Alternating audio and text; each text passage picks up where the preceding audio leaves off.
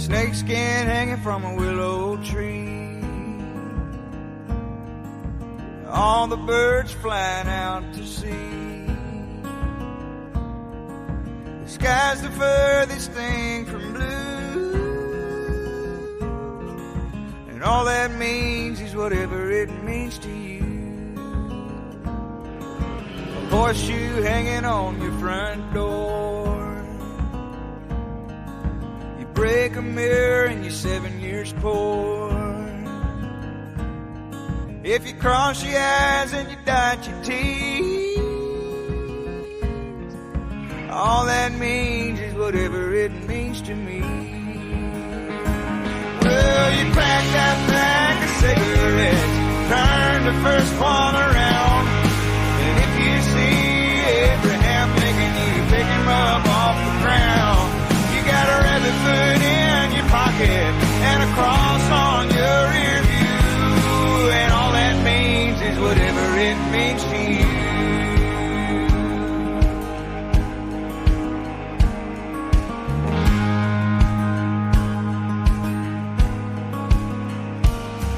If the sun shines on a rainy day, you hold your breath when you pass a grave. Oh, and if knock on wood is all you can do, all that means is whatever it means to you. Well, you pack that pack of cigarettes, turn the first one around, and if you see Abraham Lincoln, you pick him up off the ground. You got a rabbit foot in your pocket and a cross on your rear view, and all that means is whatever it means to you.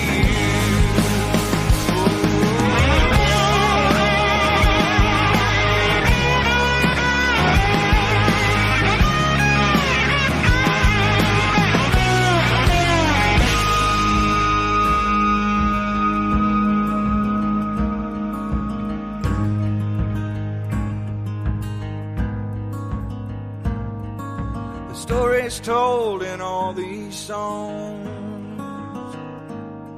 don't sound the same to everyone. Some you hear, some you see, and all that means is whatever it means to me. Not all are real, but all are true. All they mean is whatever they mean to you. Well, you pack that pack of cigarettes, turn the first one around, and if you see Abraham Lincoln, you pick him up off the ground.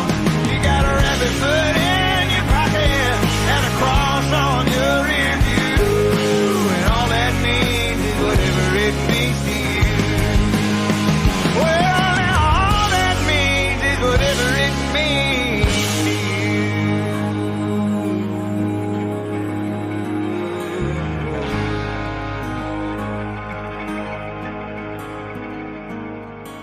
The snakeskin hanging from a willow tree,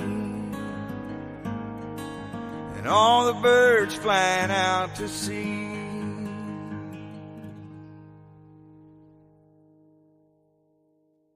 Hey, what's up, everybody? Hopefully you all had a good day. What's up? We got Yankee Watchdog, Papa's Farm, Tina, Chrissy Cat. How are you, man? What's up, Eric? Miss Ellen, Mama Red, Michigan Outpost. What's up, everybody?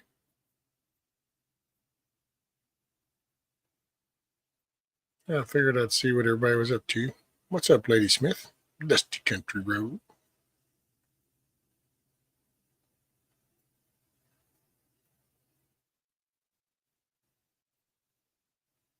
Chimo Netta. See, I can throw this out there.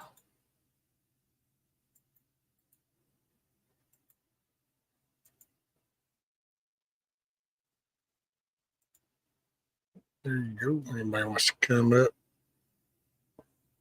Yeah, that goes camera thing in the back, but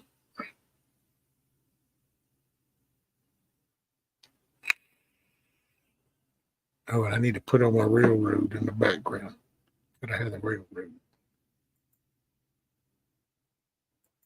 I don't know. I had a few things on my mind, nothing really serious or nothing, but just shit I've watched. Make sure I'm.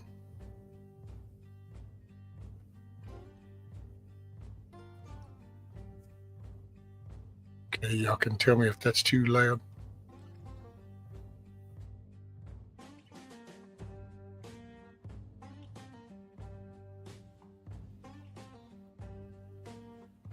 Hey, Benjamin. What's up, buddy? Man, I watched that the Turning Point thing where Tucker with the candidates up there. That was some sad shit right there. Hey, what's up, Monique? There's little Maple Leaf.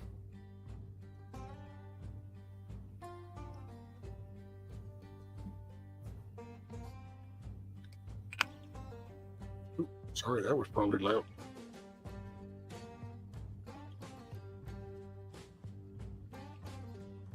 Yeah, Miss Ellen, I get that, but it wasn't like that. It was just things I observed. Nothing like oh my God, I can't believe this. I think I'm almost beyond those days. I mean, I found out a curious little fact, but you know, those AMC theaters, you know, all the issues they were having. Well, it was ironic because I kind of decided, I looked them up. Come to find out, I think it was Vanguard is one of their main shareholders. Go figure. Who would have thunk it?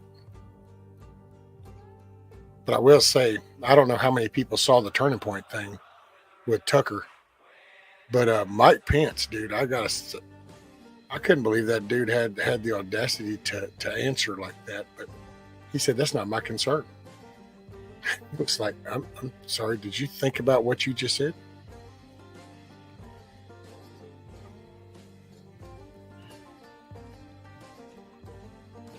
Yeah, because the whole world upside down right now, Miss Ellen.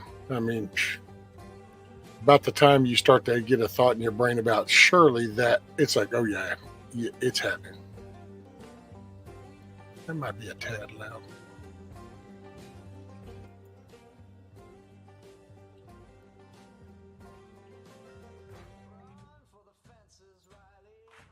There we go. Is that too loud? That's not too loud, is it?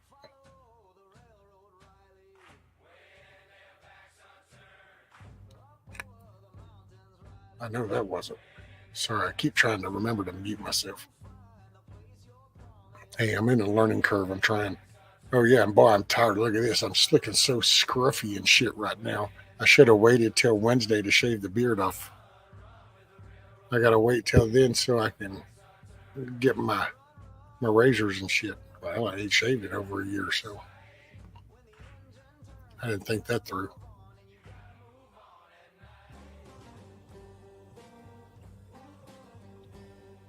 Hanging out with the animals bring me more peace. Right, Chris, get.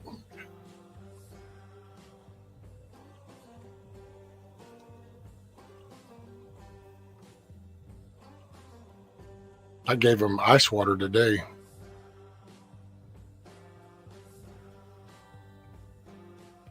Thought it'd help cool them off. It was a little worm. Gee, Ma Merkel.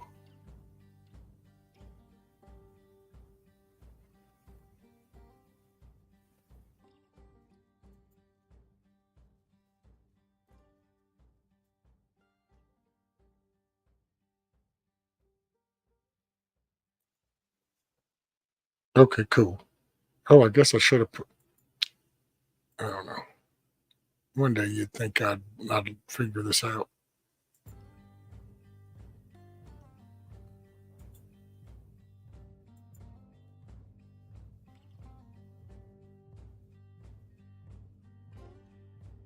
What's up, Dave? And don't forget, guys, live chat are all messages. That way you're current in the conversation.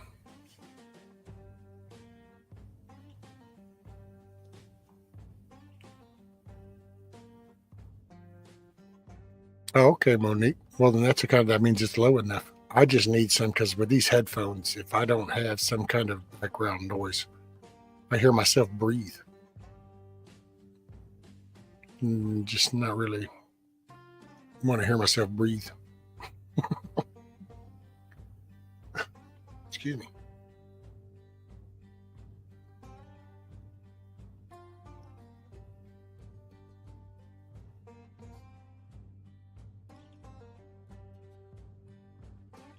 Oh, Miss Tina says we got rain yesterday. Hopefully some more around 9 p.m.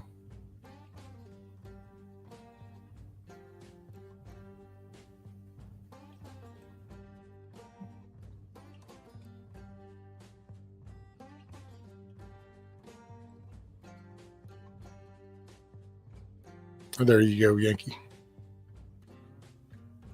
I just need some noise. I mean, if it's... But no, I found that kind of ironic, that the AMC theaters and their main shareholder is Vanguard. And then I heard something that apparently there's something going around that the Sound of Freedom is really the other way around because they're microchipping the kids. And I don't know, man. I know this movie sat on the shelf for years with Fox and then Disney when they bought up Fox. And I know that that crowdfunding group had to fight to get it from them. And so it's just like, really?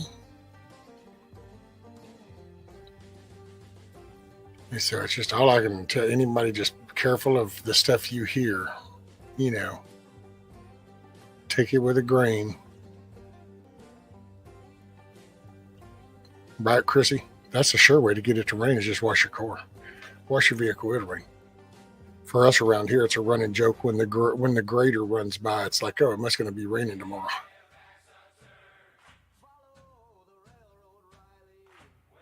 All right, G-Ma Merkel. Well, don't hurt your company. Enjoy your company. They come to see you.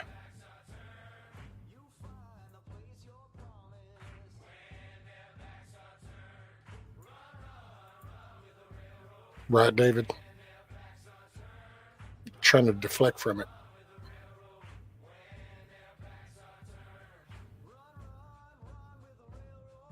Not to mention, because there's so much background to that. So like that very guy that did that movie, that one thing you see about, well, there's another movie out too called The Ableist. And that's about his missions. And then you kind of just,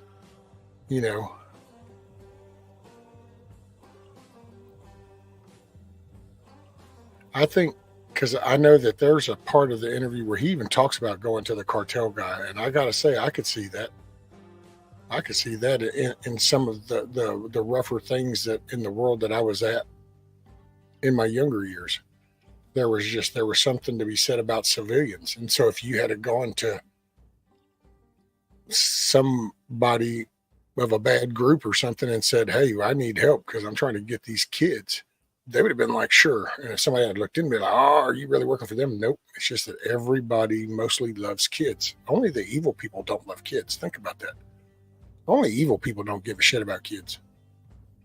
Anybody with a soul and any connection with a heart cares about kids, regardless of what else they might do, So there's something to be said about that.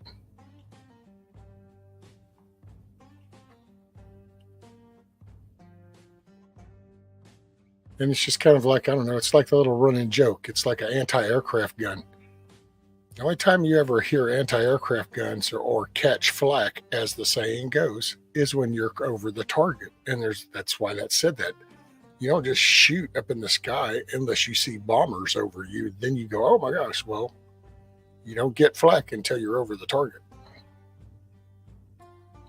The more over the target, the more flak you get. Kind of like if a guy walks in and starts to see just how shit is really running, you really go out of your way and think of shit any way possible to take that person out. I'm just saying, kind of sounds familiar.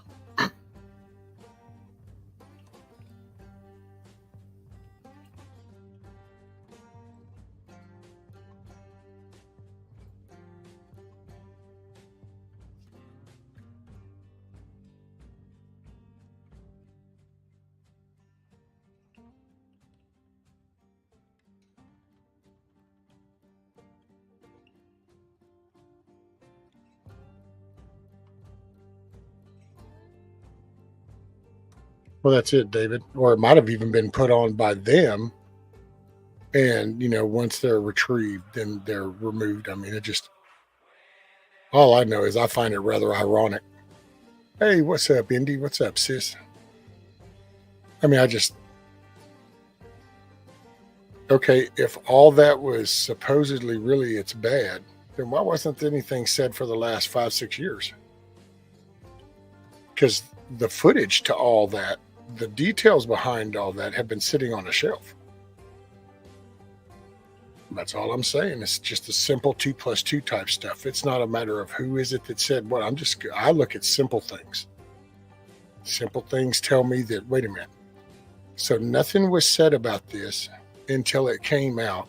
And then after it comes out, you see some outrageous news articles.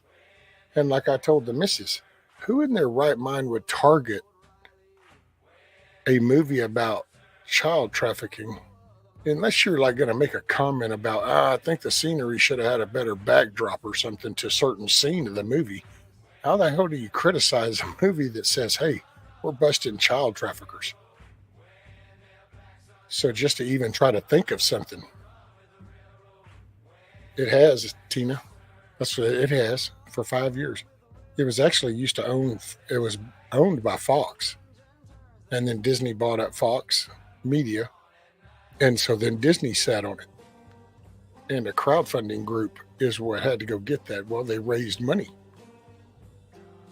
One of them people, some of them people that they went to might have been a damn drug dealer. And there was a part of the interview where the guy even says, it's like, yep, went to and told him, what if it was your daughter? Would you want me to go get him? At first the guy was like, I can't.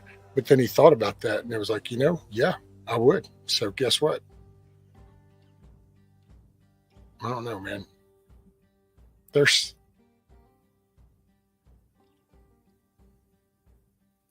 How can you not? Who cares if you want to steal cars, if you want to rob grocery stores? But most people of any soul whatsoever care about a kid,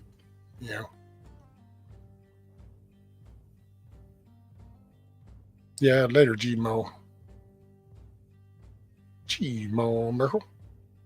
I wonder if her version of G-Mo Merkel's version of company is like either officers knocking on the door or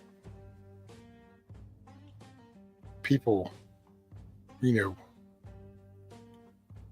don't know. G-Mo Merkel can be mean. No, just picking. She's a cool lady. She's been around a minute.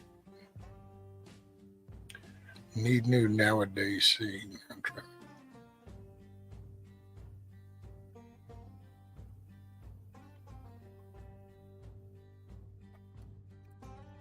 Hey, G-Mo Merkel's always talking about whooping somebody's ass, so you just never know. It's like, are you sure that was company knocking on the door, G-Mo?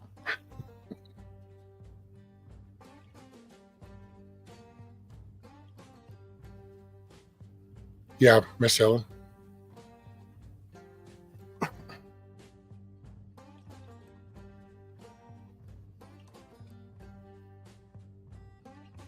Right, Yankee. CSI digging up her garden. Rabbit, what's up, buddy?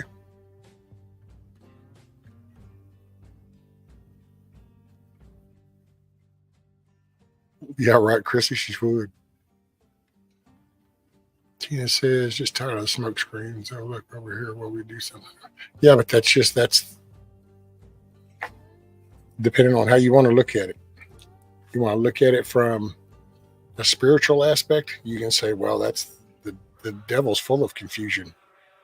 That's his thing. If you look at it from just a worldly side of things, it's smoke and it's distractions, and you try to do that so that people can't really focus, because the more people focus,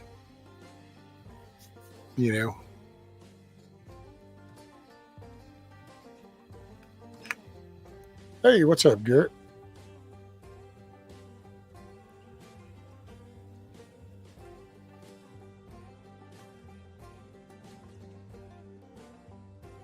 Hey, what's up, Phil? Yes, sir, Phil. It's been a pretty good day.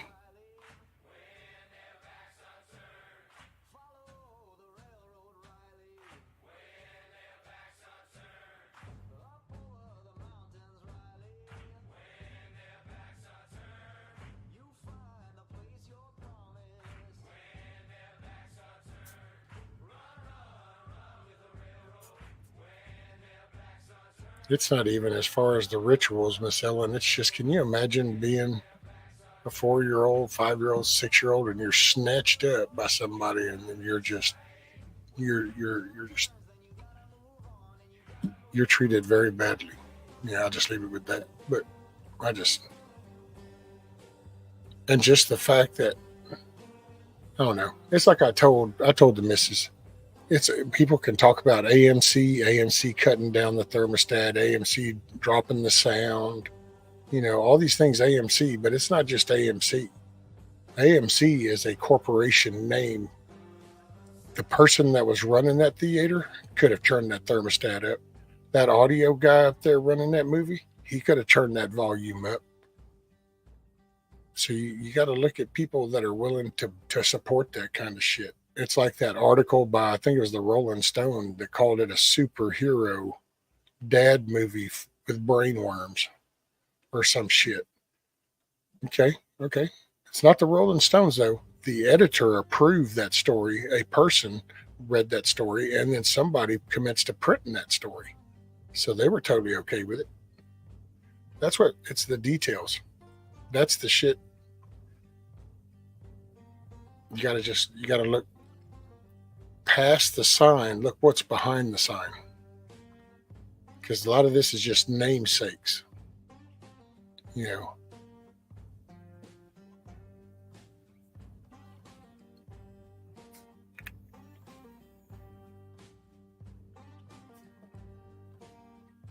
My man said exactly. They're afraid of a movement.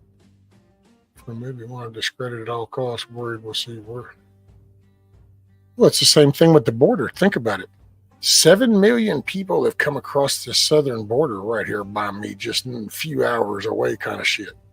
And yet, now y'all understand, I get it, but you think about it. Most of the country doesn't have a clue.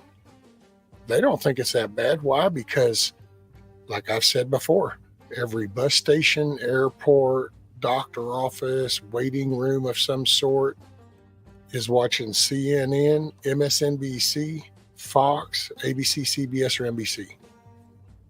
And so there's the message. Well, that media is not fixing to say how bad the border is.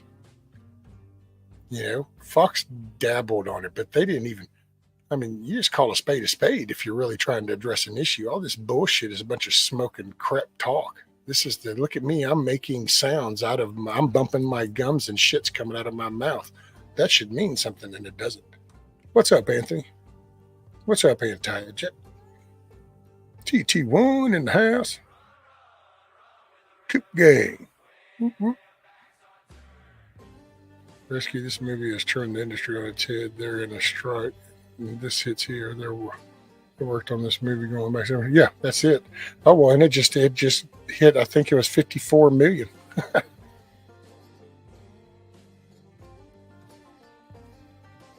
So it's and let's see, we got a Rebel says, now imagine catching one of these POSs. Oh, the pain I would drop down on. Yeah, buddy.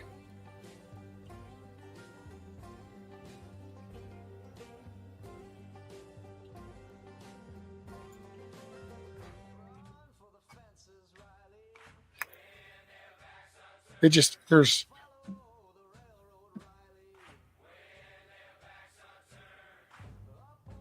why it's really important to get collected together, start focusing some of this, I don't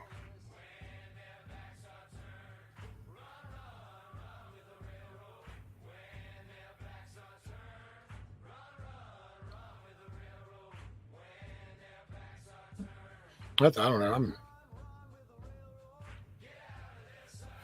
We got to come up with something. There's got to be there's different avenues, and there's got to be attention brought.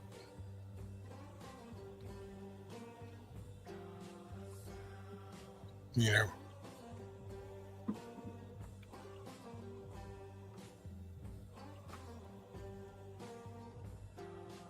Jeremy, what's up, buddy?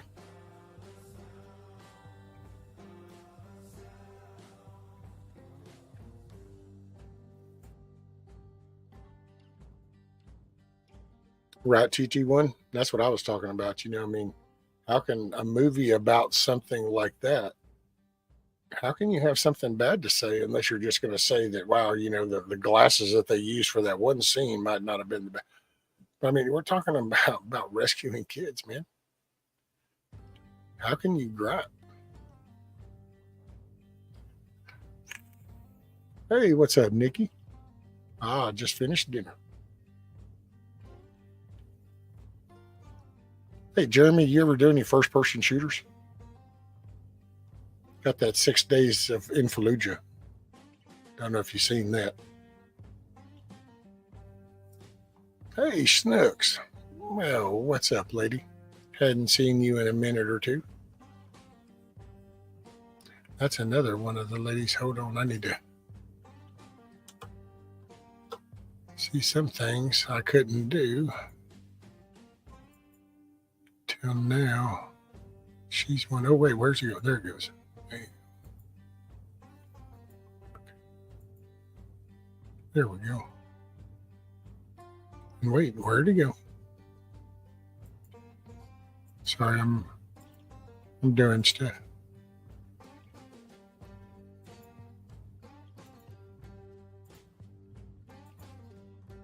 Need to take care of that. Kind of covers everything.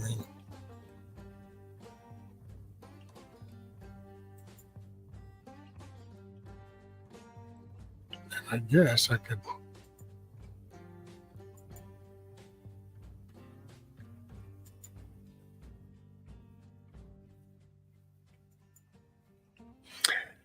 You know, hit the like button if you like it. I guess you could hit the thumbs down, or if you don't, but then you kind of got to wonder why you were sitting here in the first place if you didn't like it. I'm just saying, but you know.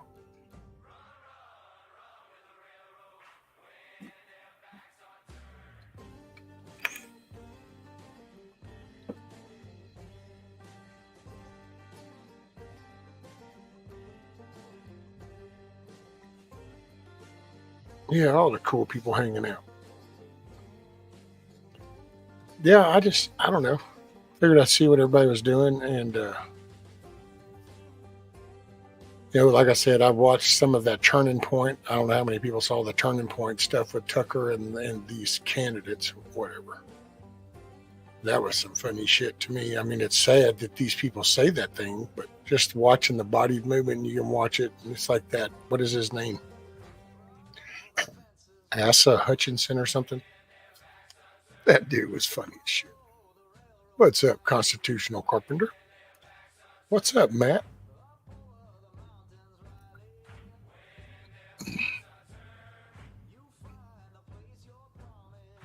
Oh, yeah, TT1. One thing about this movie, too, after this movie, there's going to be a documentary that comes, and it actually, because the one thing about it is he said that they filmed every mission they went on. So there's footage of every mission that they went on. So I don't know, man. I haven't actually seen the whole movie because the nearest theater for us is way too far. Hell, it's like an hour and a half. Well, probably one in about an hour away, but I just don't know that would be a good one.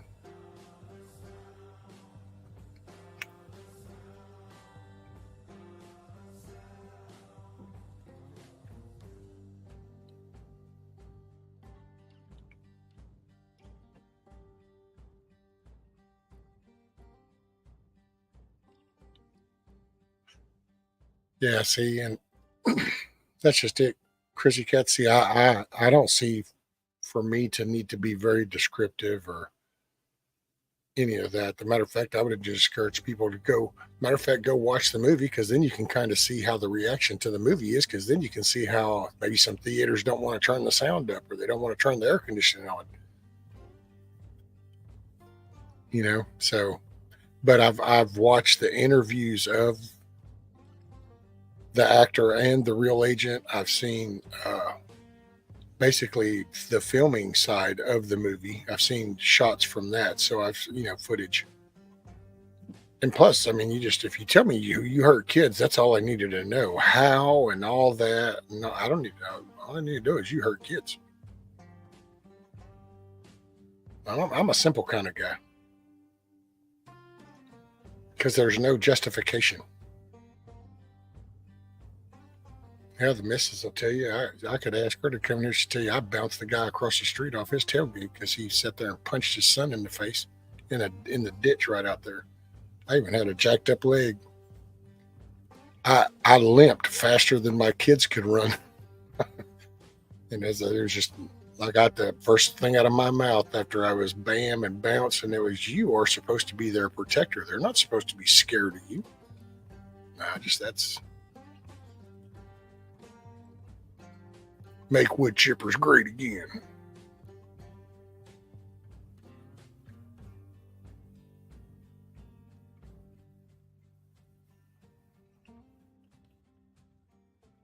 Yeah, dozens of stories, TT1. Thermostats not working, sounds too low, left the lights on, all of the above. Tickets refunded without even asking, just being refunded, just all kinds of shit. But like I said, I thought, So I looked up AMC. Feel free to look up the financial side of AMC, and one of their main shareholders is Vanguard. So then you kind of go, okay, well, then I can see where that all comes into play. But you got to look at the employees at each theater you hear that from.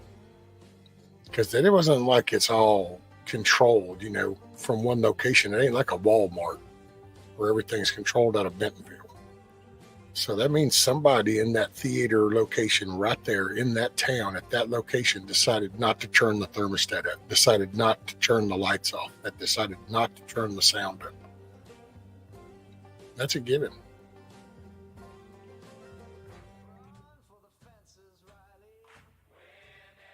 Oh, yeah, feel free to look it up.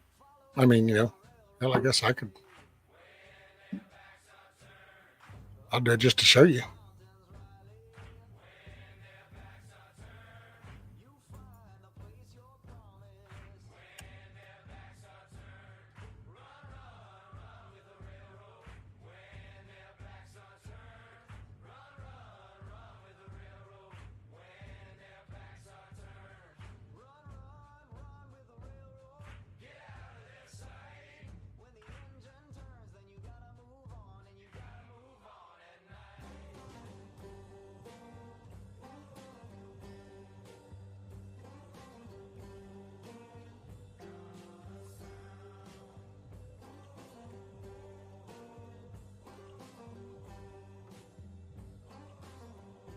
Oop, not that button. It's the other button. Hold on.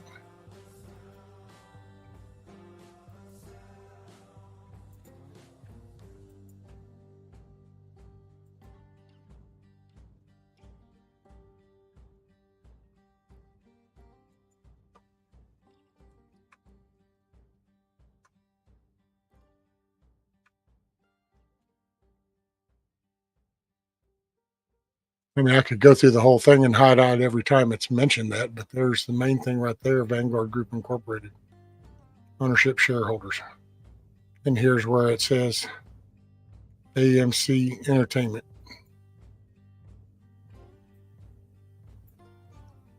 So there you go.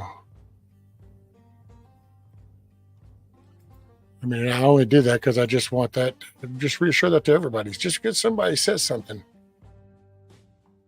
If they can tell you where to go and you're willing to go look cool, but just to say stuff, now is the time we got to really discern everything. You got to really kind of just, slow down, look at little things. I'm not even a money guy. It's just look at little things. It's starting to show the interest because it's follow the money. This is all for the love of money. That's where all this evil stems from, is the love of money.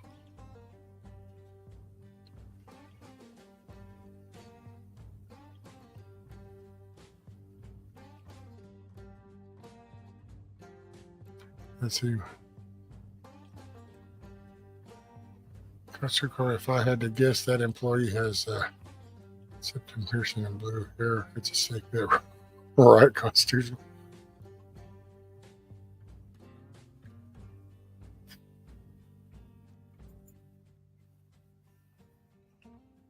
Well, it's money. So this is corporate boardroom kind of shit. You know, how many remember the old Walmart when Sam Walton was alive? And so after Sam Walton died, then you had the corporate takeover. And that's so anytime corporate, because corporate does not care about anything but money. Corporate is just a long, fancy word for evil, in my opinion. I mean, just because that's corporate means you're focusing on money. You're not a business.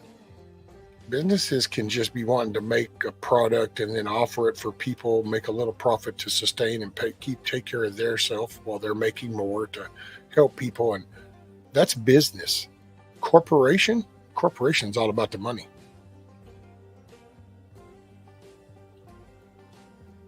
I mean, the minute, and you can, anybody you know that's ever had a business that goes from being like a cell phone business to, a little bit bigger to all of a sudden incorporates into a corporation, it drastically changed. You now have a board of trustees. So there's your little mini government, and their whole thing is red and black, positive, negative. Show me the money. So, I mean, that's the minute you consolidate that down to, okay, this group of people is going to tell us what to do. Bam, all they give a shit about is red and black, positive and negative, money.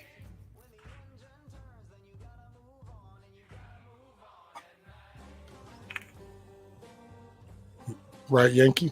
That's what I mean. When Sam Walton was alive, that store was ran different because it was to keep it based, keep it not to corporatize, even though it was growing. But the minute he died, buddy, them kids, all they saw was a way to make some money. So bam, sold big old chunks of shares to them little dudes over there, Mr. Winnie the Pooh land. And the next thing you know, buddy, it ain't nothing matters. That's why your thermostats are all controlled from Bentonville. Everything gets controlled from a centralized location. Walk in your store, it's too damn hot. That's because down there it's not. Everything gets focused off of money. That's why they don't care about sales. They're making that much bank. All these little thieves and shit. That's why they don't give a shit. They're making that much money because they're slowly dumbing people down until you need them. That's the way it's all starting to be viewed. You need them. They've come in your towns. They've squashed all your stores, all your small businesses. Now you need them. And it just, I don't know. And maybe sometimes to get sober, drunks got to hit the bottom and lose everything. So I don't know, maybe before enough people wake up, maybe we got to damn near lose everything. I just hope we don't lose too much that we can't recover. Shorty, what's up?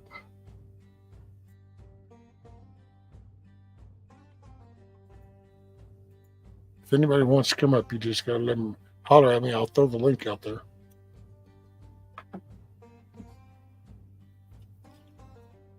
The world has become a disgusting place that I don't recognize anymore. Right, Monique? Yeah, that's what we were sitting here talking. Sometimes we sit and just talk about, do you remember when we were, being a kid in like junior high, and it's like, do you remember any of batshit crazy stuff like this?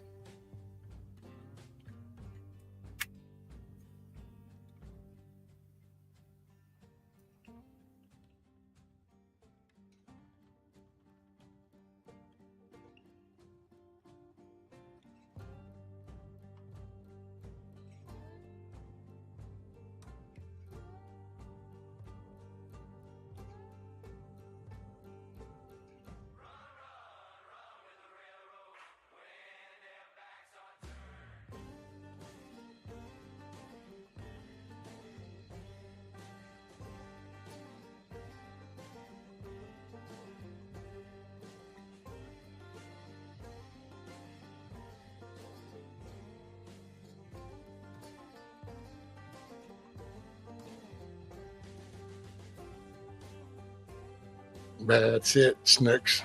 That's the one I go by.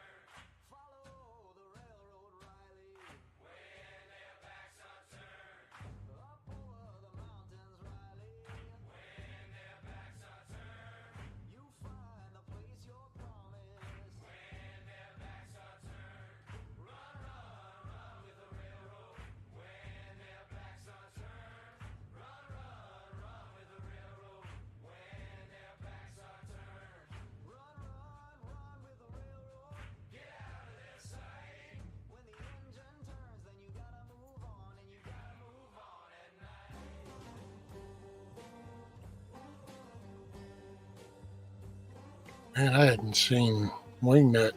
It's been what? Probably a week or two. Although I'm a bad judgment of time nowadays.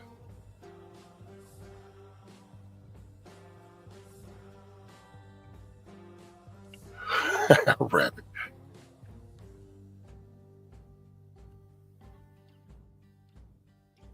See, it's it might sound complicated as a saying, but it's really not when you just kind of think about it for a moment.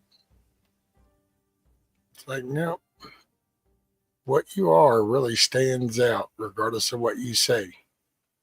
You know, kind of like, no, the border's totally secure. Okay, no, it's not. You know, just little shit like that.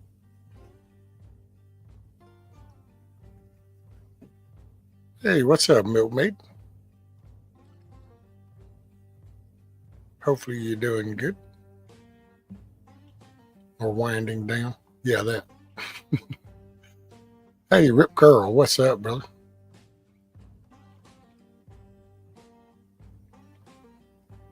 Exactly, TT1. You know, so I don't know, man. I've had that. I used to have to repeat that saying to me over and over again just to, make sure I stay true to what I say.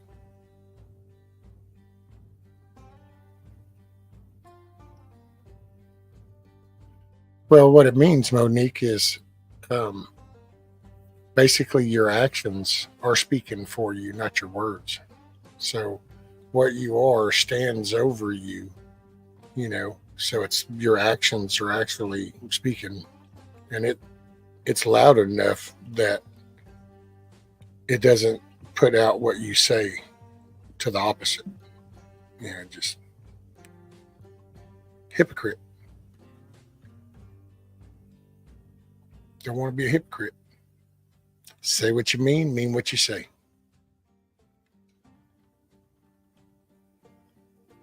I can throw the link out there again if anybody wants to pop up.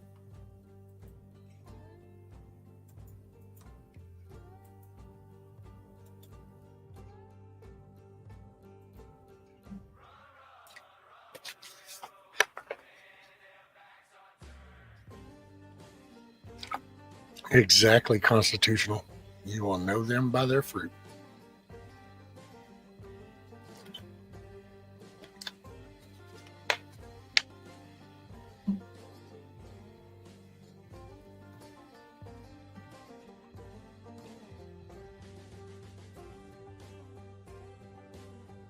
Hey, Miss Teresa.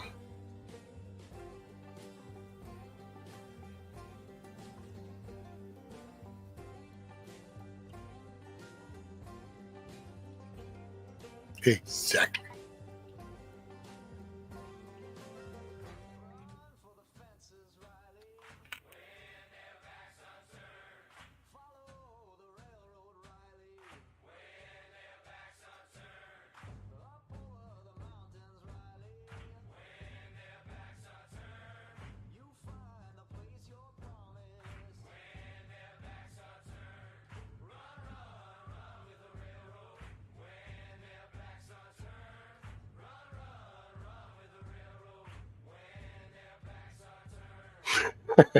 Rabbit. Right.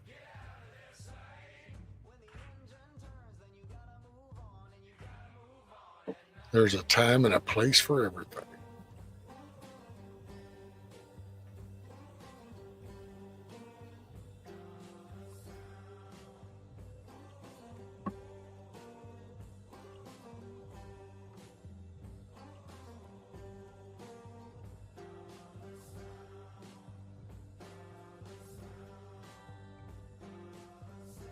Oh,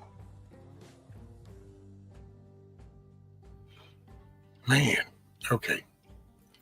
I'm going to see if I can find this, and I'm going to play this for y'all. See if y'all can catch this.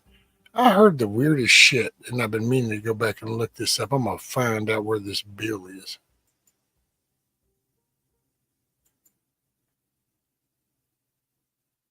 Mm-hmm.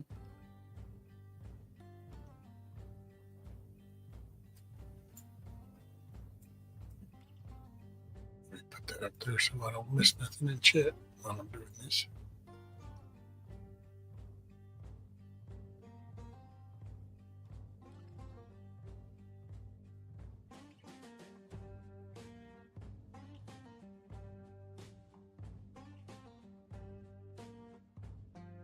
Hey, what's up, Dido?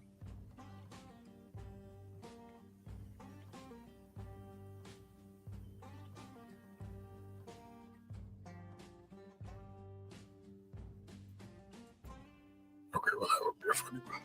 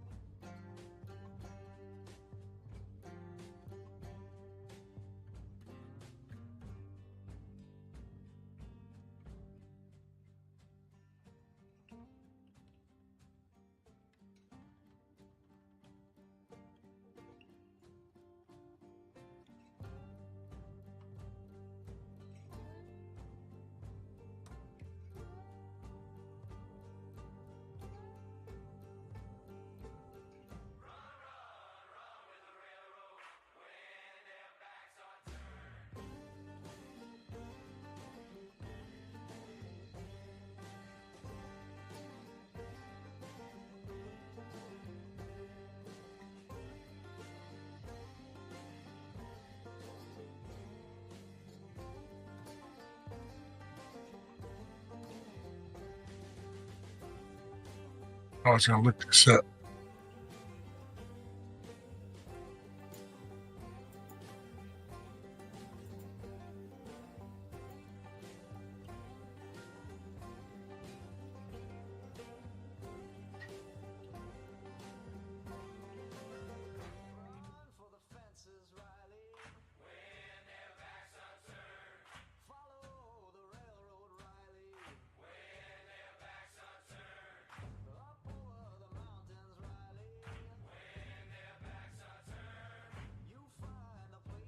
Okay, let's see. Yeah.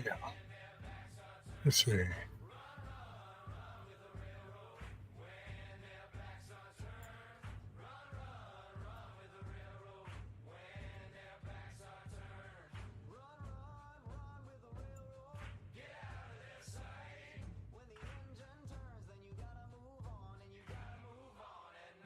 I don't know. I just when I heard her say this, I thought it was so ironic because I thought, wait a minute, how much did she just say? So it's like $500 million at the Department of Defense. And what I found funny though is, well, you'll hear. So that's a Virginia Fox out of North Carolina.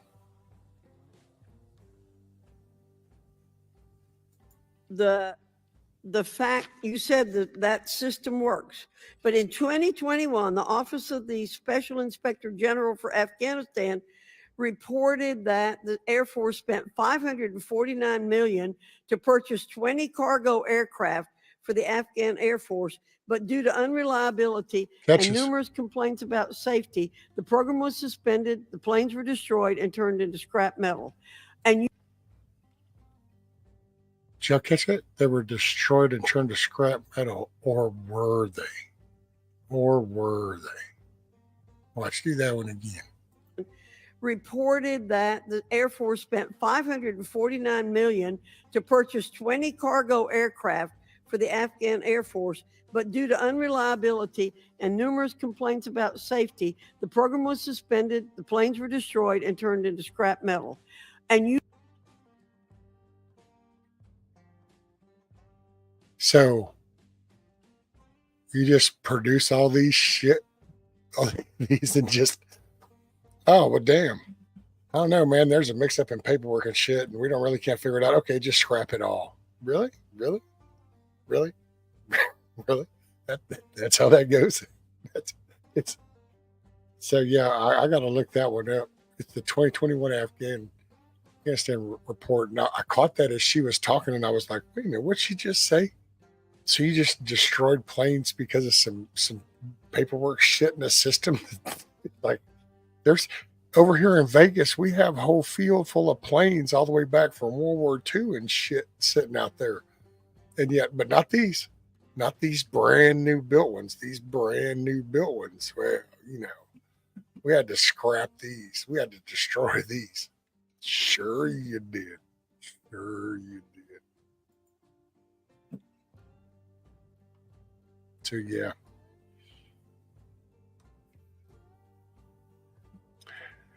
That was some of that payoff money that they did for the way he jumped out of Afghanistan anyway. Left in all that money, went ahead and said, here, we'll leave you this shit too.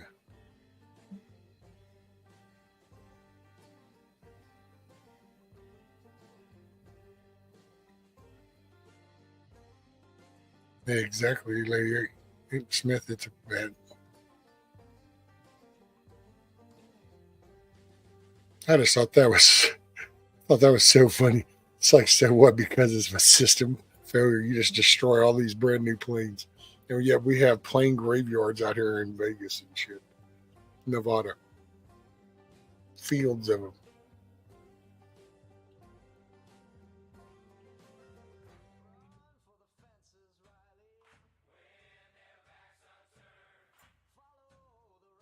We haven't cracked that little egg open yet, Milkmaid. She's not sure that she wants to. So, well, I don't know. I guess at some point we're going to do something.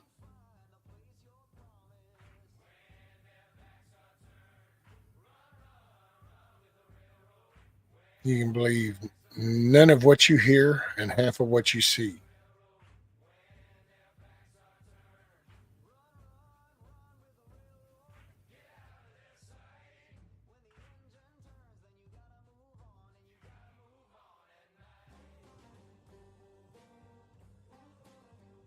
There, right, Yankee?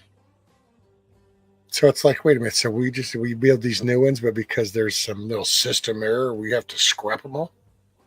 It's funny because we didn't scrap all them other ones.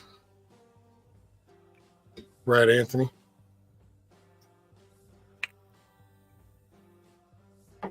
Well, I tell you what, it's worth watching that. Play the little Mike Pence clip.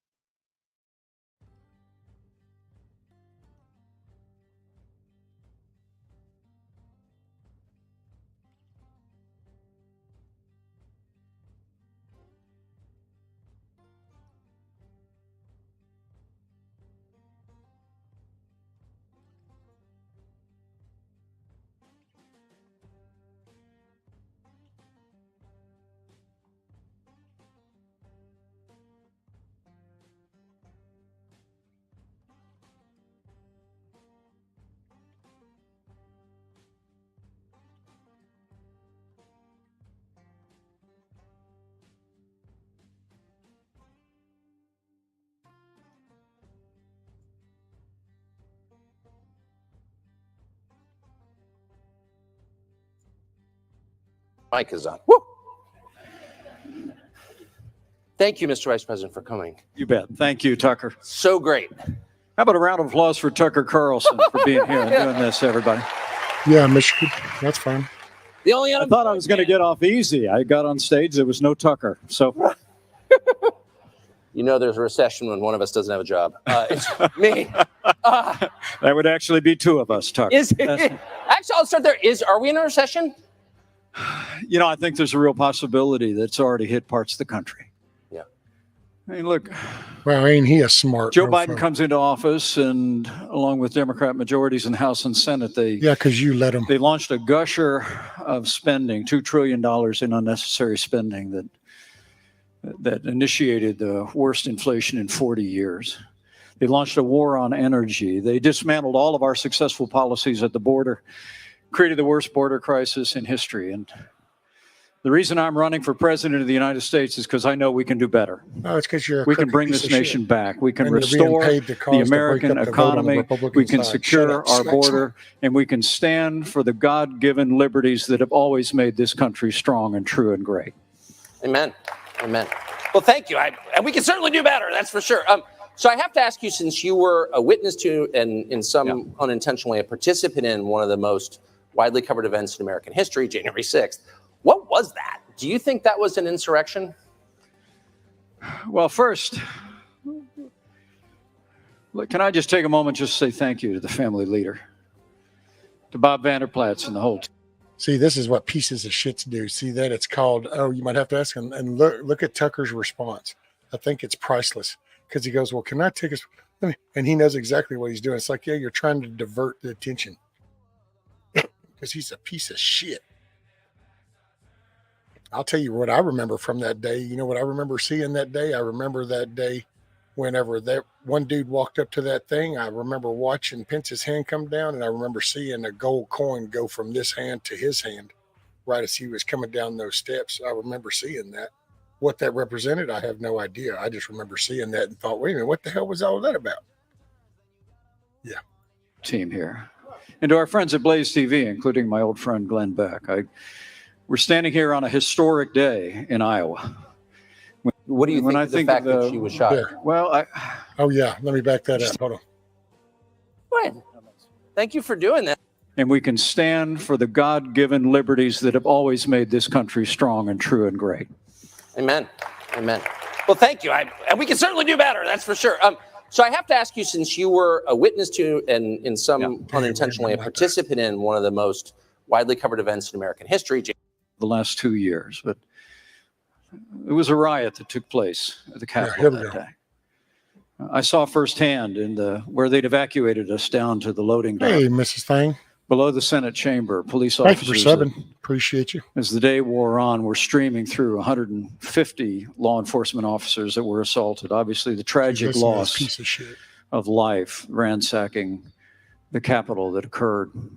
But I really do believe that a day of tragedy became a triumph of freedom. See, listen to that. And I'll always believe that by God's grace, I did my duty that day under the Constitution of the United States of America. And see, and actually, no, he didn't, because under the Constitution of the United States, when Cruz stood up, then those electorals should have been sent back to the state to be redone. And he knew that going in. And our institutions held. When you say the tragic loss of life, who are you referring to? Well, obviously, Ashley Babbitt would come to mind immediately. What do you think of the fact that she was shot? Well, I just think it was a tragic moment, without question. But I have to tell you that seeing people assaulting law enforcement officers, smashing windows, breaking into the Capitol building, it infuriated me. And it's very likely that the restraint that was shown by law enforcement officers saved lives that day. But I think it's important that we hold those accountable who perpetrated acts of violence. He's fixing to go into the the whole BLM thing. He's fixing to try to skate off into that. I'm going to fast forward because I wanted you guys to catch Tucker's other little hit on him. Are real, that all votes are counted, that the electronic voting machines, which no one seemed to trust 10 years ago, now are infallible. why mail-in voting is a good thing. Like, why doesn't anybody try to reassure the public that the mechanics of voting are legit? And are they? Do you think the last election was fair? Well, as Here it I said comes. on January Listen to 6th this. in my communication to the Congress, This is the gold coin and I've said payoff. many times since, there were irregularities in the 2020 election. There's no question. There were about a half a dozen states that changed the rules of elections in the name of COVID. Yep. And that undermined public confidence in the outcome of our elections. Now, at the end of the day, we brought more than 60 lawsuits, states engaged in recounts. And Which the judicial system that they were addressing them before actually skated all the shit and kept them from being, either told them that, well, you can't file that because that actually hasn't happened yet, till all the way to where after it happened, then they go, oh, well, it's already too late. There's nothing you can do. So, yeah, the courts might have heard these cases. Anybody that was following these cases, they know that it wasn't like they actually heard evidence and said, oh, that evidence is not valid. They just never got to show the damn evidence. when states ultimately certified and courts upheld those changes in virtually every instance, and ultimately we were able to determine that the changes, there was no evidence that the changes had changed the outcome of the election in any way. I knew that my duty was clear that day. But candidly, as I've said before, President Trump's words that day were reckless. Yeah, because it's so violent and it's so threatening to say, when I'm done talking, we're going to march peacefully down to the Capitol and let your voice be heard. Oh, my God, don't you feel so terrified right now? I imagine I just scared 3/4 of the world. I just said that over the internet. Can you believe that shit? Just like that. Oh, because, man, that was one terrifying statement, wasn't it? Just sent shivers throughout everything. March peacefully down. Yeah, don't want to say shit about old Epps, do they, TT1? I'm sorry. We need to go in. Oh, but we need to march peacefully down. No, we need to go in. Yep, definitely the marching peaceful sounds more violent. Who the hell thinks of this shit? I believe whatever his intentions in that moment, it endangered me and my family and everyone that was at the Capitol that day. I believe history will hold him accountable for that, just as the law will hold Yeah, we're going to hold you accountable, homie. everyone that engaged in acts of violence. But may I just get, to the rest of us who weren't there, who were just participating or trying to in our democracy, 10 years ago, Democrats said, look, electronic voting machines can never be secure. And of course, that's obviously true. Anything electronic can be subverted. Real countries don't use electronic voting machines. Are you confident that a country with electronic voting machines, ours, can have an election that you're participating in that everyone can trust? Well, I believe we can, but I welcome the fact that since 2020, Republican-led states around the country have enacted election integrity reforms. I'm somebody that believes that, and Indiana was the first state to do this. We're going to fast forward. Ain't no point in listening to that shit. I wanted y'all to hear where he kind of really gets, hey, what's up, Bear of Truth? I ain't seen you in a minute, sir. Well, I guess as soon as I'm done buffering. And I don't mean to be disrespectful at all, but I sincerely wonder how a Christian leader could support the arrest of Christians for having different views. Well, what I can tell you is I asked the Christian leader in Kiev if that was in fact happened. I'm sorry. So I won't back it up because I might buffer again, but Tucker asked him about over in Ukraine, Zelensky locking up religious leaders. And so that's what he's replying to, and listen to it, because he actually says, I talked to the head, one person. And when Tucker calls him out, he goes, I didn't say just one person. He is such a piece of shit. I don't know, man. They should have booed his ass off of that stage. And he assured me that it was not. People were not being persecuted for their religious beliefs. Now, he said let me take a break here. I know we disagree on this strongly, but I respect your right to your opinion on Ukraine, and I trust you'll respect mine. Look, I've been to Ukraine now twice. My wife and I traveled into Ukraine a month after the initiation of hostilities. We traveled then with a group called Samaritan's Purse. providing Christian relief to the millions of Ukrainians, women and children of every age that had to flee that country in the face of the unprovoked Russian invasion that began a year and a half ago. I did return, took 11-hour. It's amazing he doesn't want to mention the 2014, whenever they kind of helped do the coup to get the little comedian actor dude installed as president of that country over there. And they don't want to talk about how part of the NATO agreement was is they would not encroach on, their borders, and they are. So, he's a shyster. That's why I'll tell you now, I'll vote Republican. I'm conservative, whatever I'm an American, but I would lean it's a two-party system. So I go conservative, Republican. This is not a Republican. This is a piece of shit. This is a career politician that said, I don't care, about the message. I'm just going to play on this team right here. He wears this uniform, but he plays for that team. So just careful of that. When the people talk about, both parties are the same. Well, not really. There's just fake ass Republicans in here that are making it look that way. But the Republican core, the values of a conservative is to be conservative and to provide for yourself and to work hard. You have the chance, you have all the availabilities to put in the work. So that standard core. Pieces of shit like this, they're not Republican. They're just riding the gravy train. Train ride into Kyiv. Also, again, with Samaritan's Purse, we not only met with government leaders, but we met with Christian relief workers. We're literally rebuilding homes of people in small towns, little hamlets, that a year ago were being shelled by Russian tanks. All the people. Oh, I think he's poor old dude must be about as amnesic as Biden is, because his memory's slipping him. See, because this was the Ukrainian people firing on their own people, but it was so easy to confuse the two, I guess. People in that community were just sitting in their homes. I mean, the truth is, what I saw was not just evidence of war, but I saw evil. And I believe. I know he probably saw the damage that the Nazis helped put in there are doing the damage, and he saw evil, because that's just what that is. That it is in the interest of the United States of America. What's up, Pappy? To continue to give the Ukrainian military the resources that they need to repel the Russian invasion and restore their sovereignty. See, but they had no sovereignty. It's like people forget China. China's has been rated as a underdeveloping country all this time. Even though we all get our goods from them, they get all the stroke and they don't have to put in none of the skin. And that's the same thing with Ukraine. This is just a money funnel for them. This has been their little dumping grounds. We can funnel some shit. That's why they can't account for the damn billions of dollars that we've sent over there now. Pieces of shit.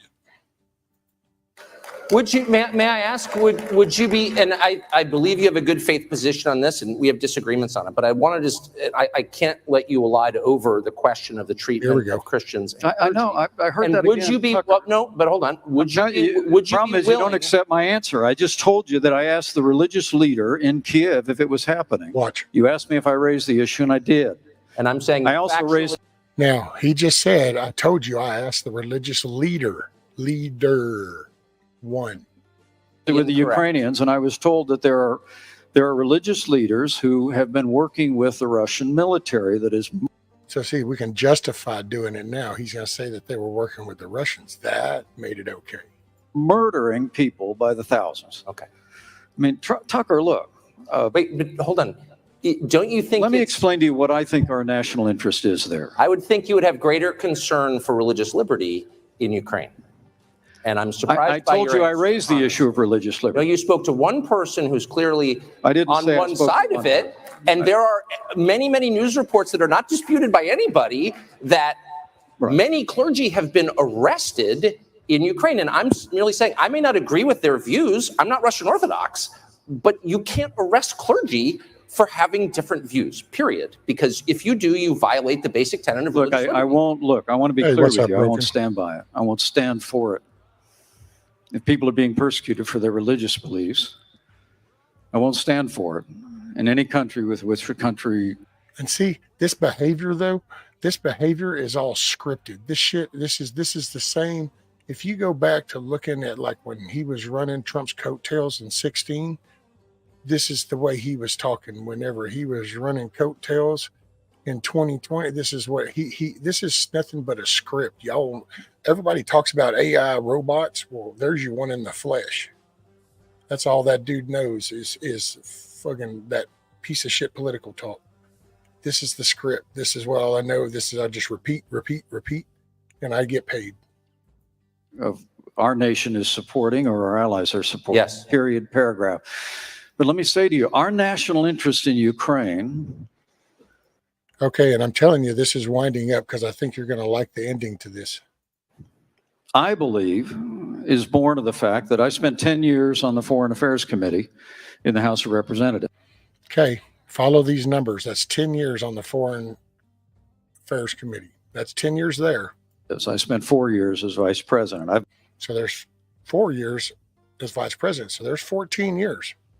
So if we go back, oh, wow, that's about the beginning of the Obama time. And that's kind of when they started their little project over there in Ukraine, wasn't it? Oh, yeah. I've met Vladimir Putin. Let me tell you, if Vladimir Putin overruns Ukraine, I have no doubt that in a short period of time, that Russian military is going to cross a border of a NATO country. See, now what horse shit is that? Now, come on, man. I remember when I was a kid. Don't get me wrong. I remember we put our head between our knees. Somehow we thought that was going to help. I don't know how, but whatever, we did. But really? So to this day, 2023, it's like we weren't holding them back for the past year and a half. You know, they were just ready to just pounce. It's like, I'm sorry. Do you realize we just got along just fine for the last 4 years until your little buddy got in and created a poke in the fire?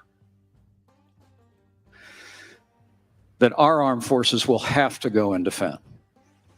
You know, I started the day this morning. Oh, and see, and I don't understand where he come with that statement. When I heard that, I go, I'm sorry, aren't we fixing to deploy 3,000 of our reserve over to Europe? But wait a minute. I thought you were sending them the hardware, so we didn't have to send our troops. It's just not making sense anymore. I don't know. Morning at Rosie's in Zionsville, Indiana with my son, Captain Michael J. Pence in the United States Marine Corps. Stroked that shit, didn't he? He stroked that shit, didn't he? He's like, okay, I know I'm a piece of shit. I know y'all probably all want to beat me up here. Let me throw up my shield real quick. Look, my son serves.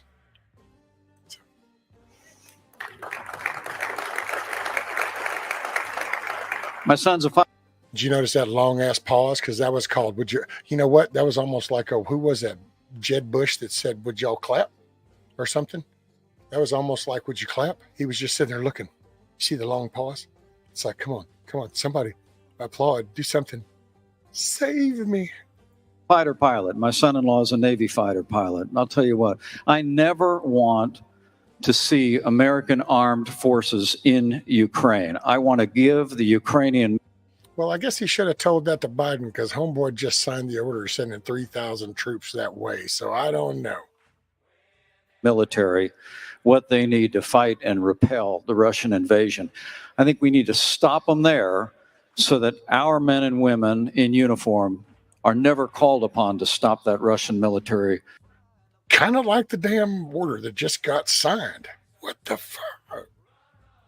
When they cross a border that we would have to defend. So you would oppose Ukraine entering Here it NATO? comes. Because that would, of course, immediately require us to go to war with Russia, which you oppose. I said very clearly that Ukrainian entrance into NATO should depend on when the war is over. And I made that clear with President Zelensky that was my view. And what I understood in speaking with him was he understood that it needed to be conditional. If we were to allow Ukraine to join NATO today, then the obligations of the NATO Treaty on Mutual Defense would initiate immediately.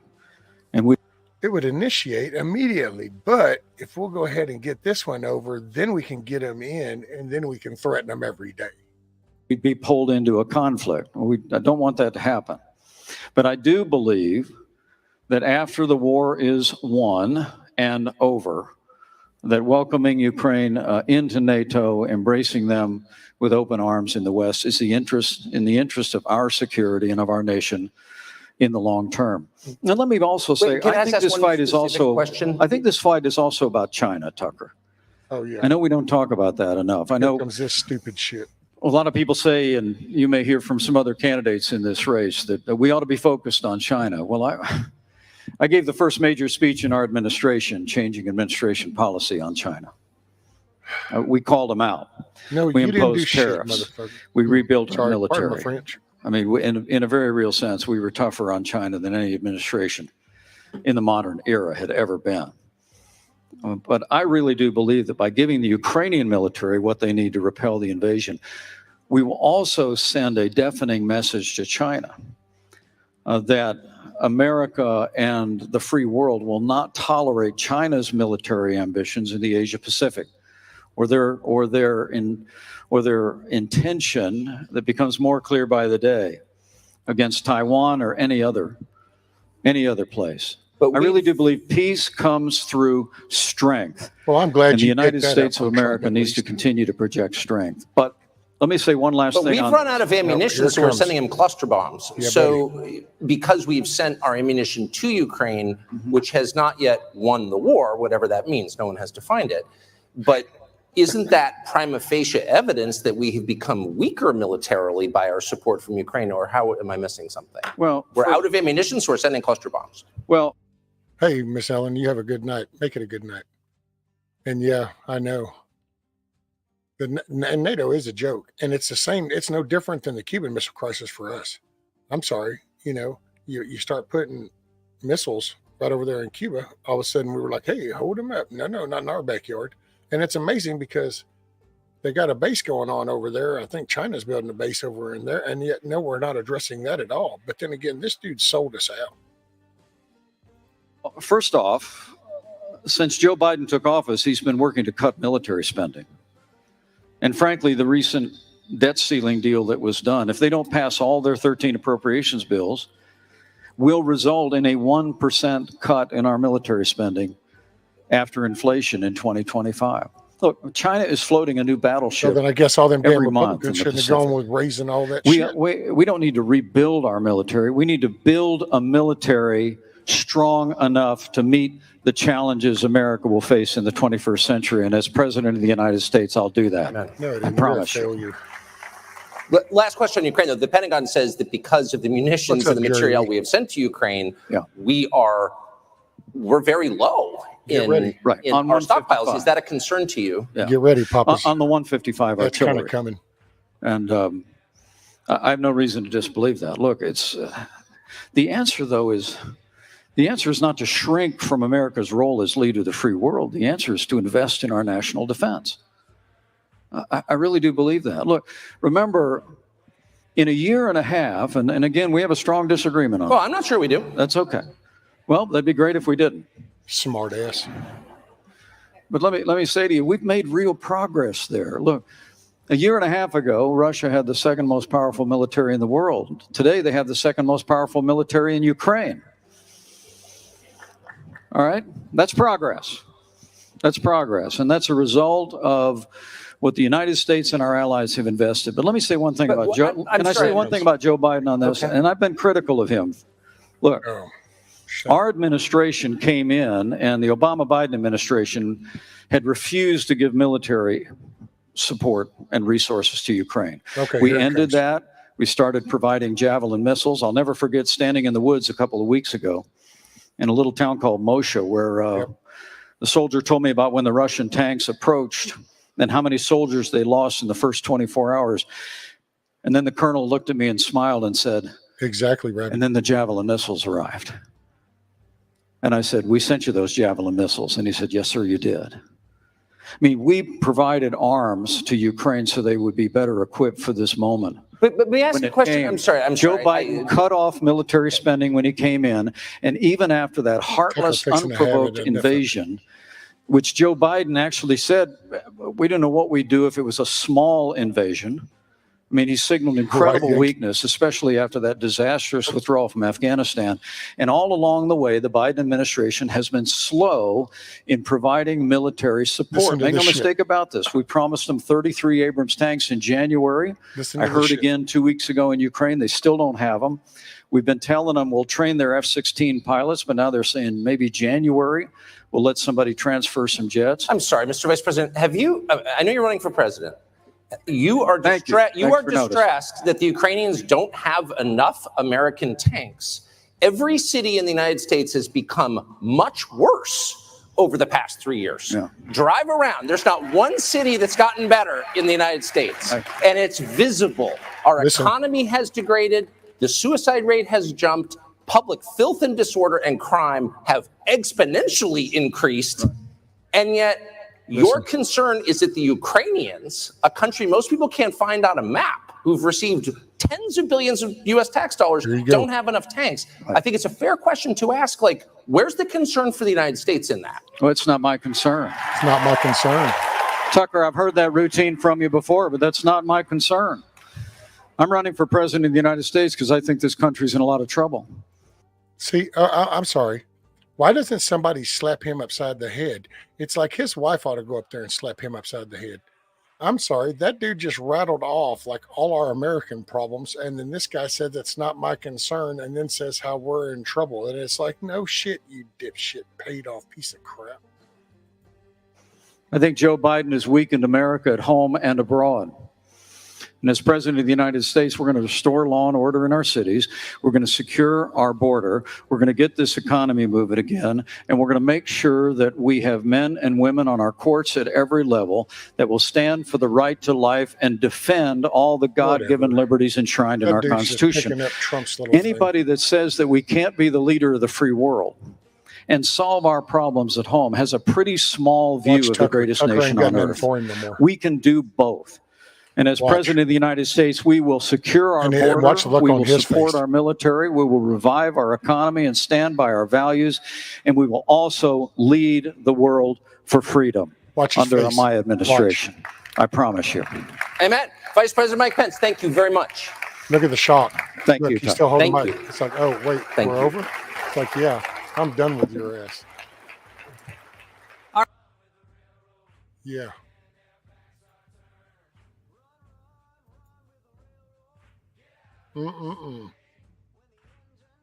Yeah, broken. Kamala talking about population control, but no, she really meant pollution control. I don't know about all that. Hey, what's up, El Griswold? Let's see, Putin may be brilliant, as we usually are. Well, yeah, and see, people forget, but that dude has been president for like 20 years. You know, so he's watched, like, think about that. Let's go back. So what is that? That's, okay, we're in Biden. So we had Trump for 4. We had Obama for 8. And before that was Bush. So that means Putin has watched everything from Bush all the way up. You know, so even before that, because of the jobs he had, but just as the leader. So sitting up in all these little global G20 bullshits and all this crap. That's why he did speeches trying to say, you know, it's like you're playing your own people. You're locking them up, you know, and so, yeah. No, and I don't think there's no intention of him winning. It's like, to be honest, that Haley lady, there's no chance. That Asa Hutchinson guy, there's no chance. There's no chance of really any of them. Maybe DeSantis, but not even really that they show. So, but it's going to cause a fracture, because here's a bottom line. How's this one for you? On a Republican ticket, as of right now, what do you got? You have Trump, DeSantis, Asa Hutchinson, that Haley lady, Mike Pence, Tim Scott, and that Vivek dude or whatever. So at least 7 people on the ticket. Oh, and Christie, big boy there, wanted to get on it. So you got 8 Republicans. Well, how many Democrats are there? Oh, there are none. They're not even letting anybody on. Little old RFK wants to get in on the mix, and they don't even want to let him in. And see, and then you go, well, yeah. Well, wait a minute, but how are those candidates picked? Those candidates are picked by the RNC and the DNC. So the committees of those parties. So once again, it's a small number of people making decisions for everybody.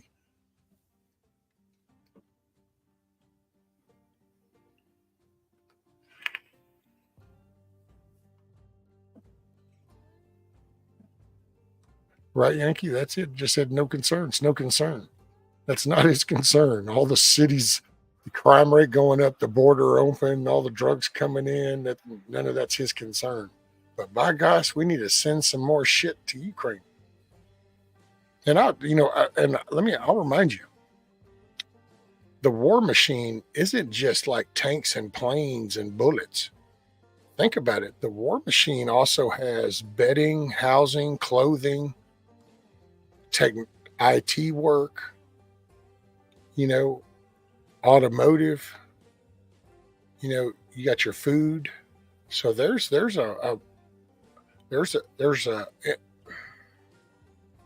incentive, and that's the biggest problem. See, we should have never let him get a foothold after World War II. What's up, Flying Ryan? And Miss Mare, I don't know if I said evening, Miss Mare.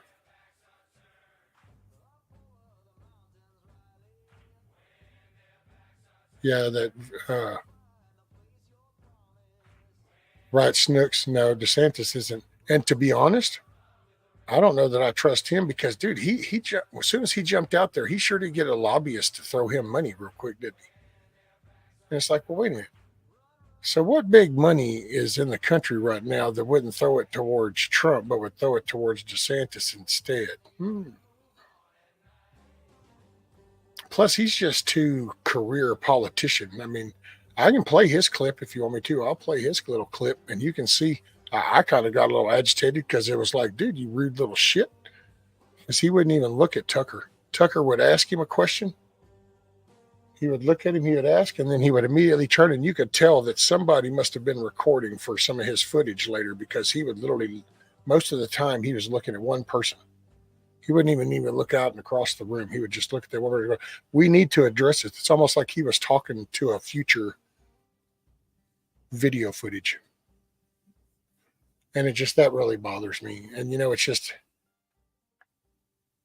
plus a realist just tells me that, let's see, you just had a mini gunfight at the OK Corral. And we don't need to send a new person into there. We need to send somebody that knows where everything's already at. Oh, okay. Yeah, hold on, Anta.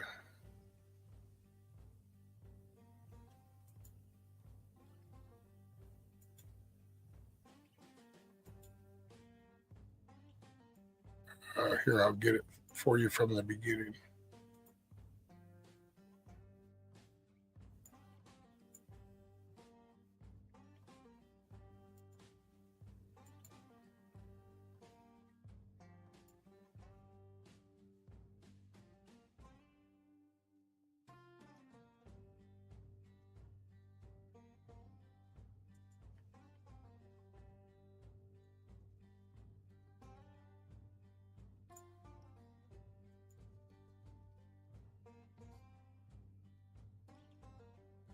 Yeah, I said I could. Yeah, how come it ain't? Where's the little share thing? Okay, maybe it's over here.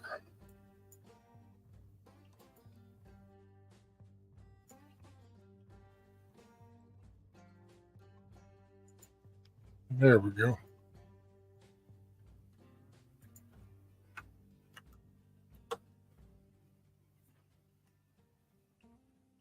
Oh, did it go? It didn't.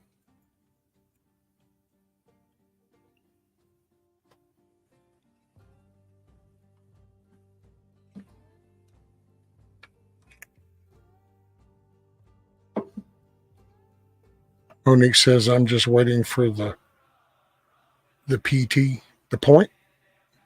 Oh, did I stop in mid-stride? I squirreled moment, didn't I?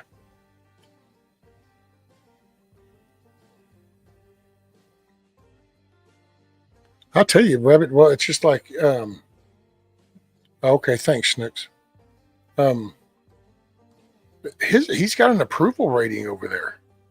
You know, I mean, it's our media. I mean, okay, everything you've heard about J6 from our media, and yet you compare that to what you know to be fact and true. Okay, so now look at what they're saying about over there, and go, well, then wait a minute. You know, the guy's actually issued speeches and letters he's really trying to prevent from this getting serious. You know that there was an agreement. There was an agreement between him and Ukraine, and our administration got involved and shut that down.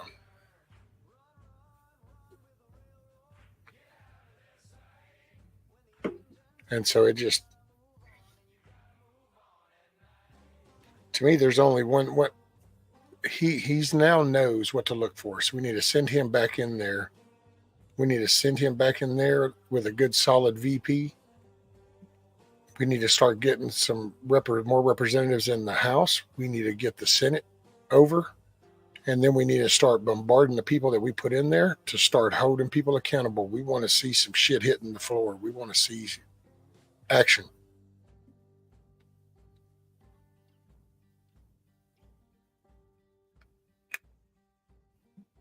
Right, Monique? That's it. They broke the treaty. Well, and then, yeah, they broke the NATO treaty originally. And then whenever he made an agreement, a treaty with Ukraine, with Zelensky, then they went in there and broke that. Our administration is the bad guy. Our administration is the one starting all this shit, and it's the everyday people and our kids and our family members that are serving. You know, they're the ones that are going to pay the price. We're sending 3,000 people over there because they're running out there because people are starting to surrender. There's footage over there where some of those guys are starting to surrender. They're Russians dropping flyers on that other side. And when they drop flyers, then those guys will kick over to that frequency and they click in on them. And then they work out a surrender. And then they get them over there. They feed them. They take care of them. It's nothing like what we're being told.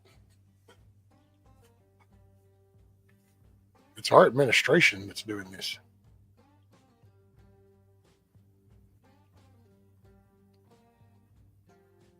Investigating Truth. Oh, is that Michelle's new account name? What's up, Michelle? Long time no see.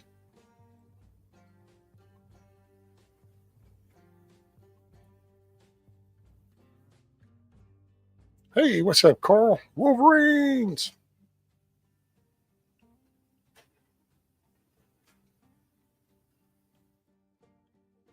Rabbit, I'm on the right side of history.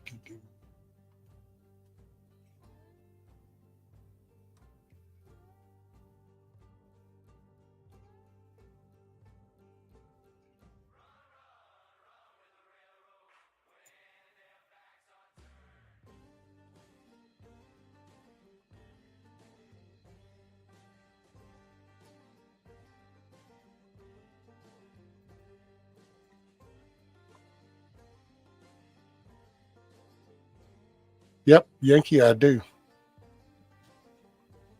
And I think that his people would call for it.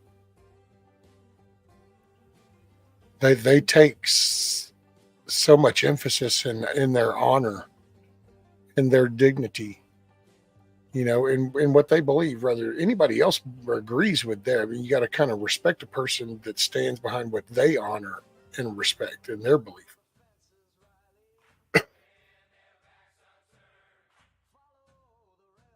You, Billy, what's up, buddy?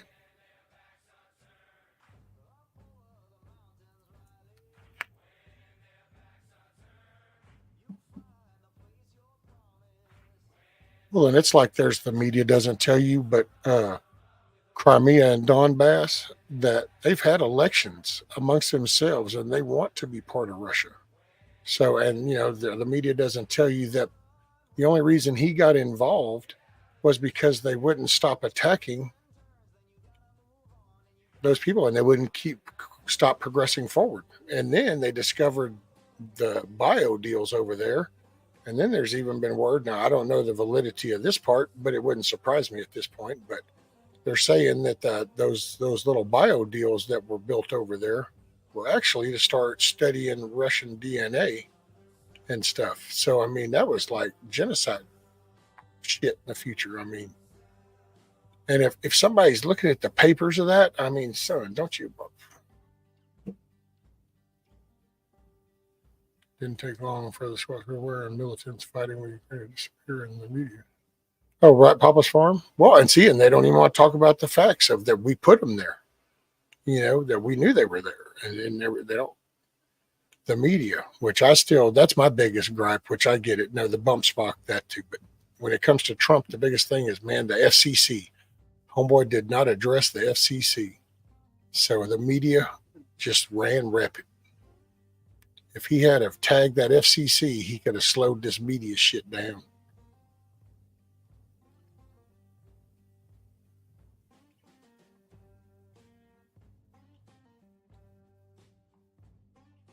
I don't know. I don't know if I would consider it a conscientious observer or not, because as long as somebody ain't taking advantage of somebody or hurting somebody, and they're not fucking with me or mine, then I'm kind of open. I'm all about just kind of the Constitution, Bill of Rights thing. I do me. If I want something, I just work harder.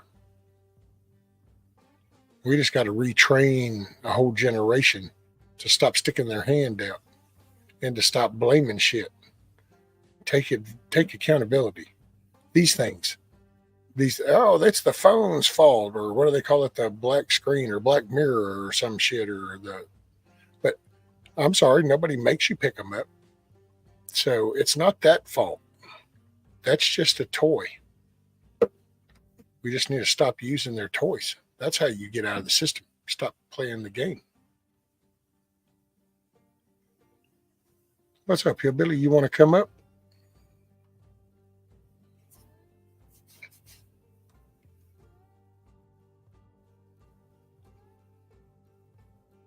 What's up, Tiger?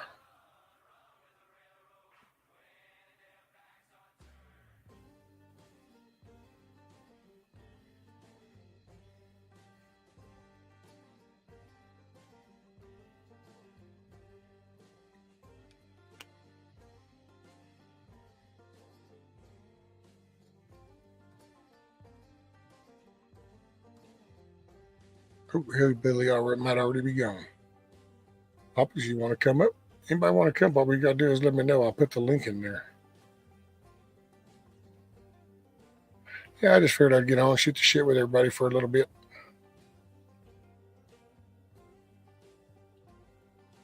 All right, Hillbilly.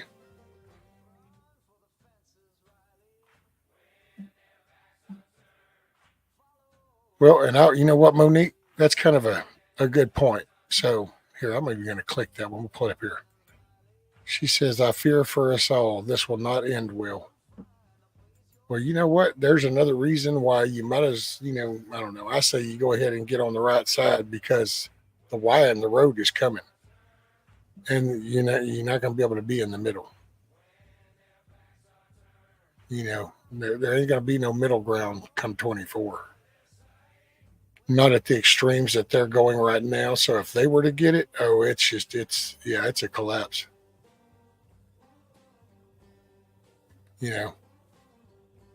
It's already actually fixing. It looks like it with a latest little thing that I've heard about the BRICS and shit. It's not looking good on the economy side, but I'm not a money guy, so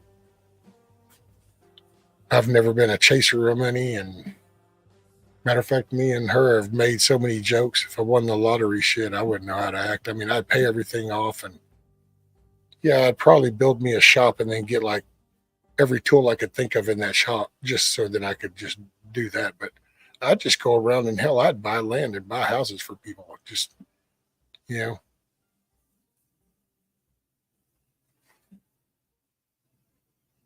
right, Chrissy, no fence sitting. That's all gone.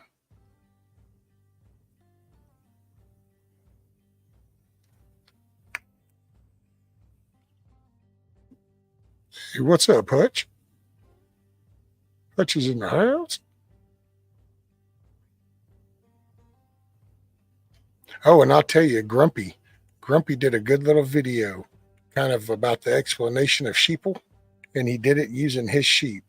And I gotta say, dude, it's rock solid. I would go get it and play it, but I don't want to disrespect him by showing his video on my channel. Some of these big channels, I don't mind showing their little stories, but he did a video. If anybody doesn't mind dropping Grumpy Acres link, and then you go check out his sheeple video. It's he shows it flat out right, dude. He takes his sheep and he goes, see, and here's this green pasture where there's their freedom. This represents freedom. And he said, watch. And he goes over and he opens it up and they all go start wandering out in there. He says, see, they're enjoying this freedom. He said, now watch this. And he goes over and he picks up that feed bucket and he goes, these are the entitlements. These are the entitlements that everybody gets. Watch this. And he shakes that bucket and he dumps it over there. All of them sheep come running from that pretty green field up back through that fence and come up back into that dirt-filled little pen with that feed bucket. And he goes, see, that's sheeple. And I was like, fucking A, brother, that's the shit right there. I love that.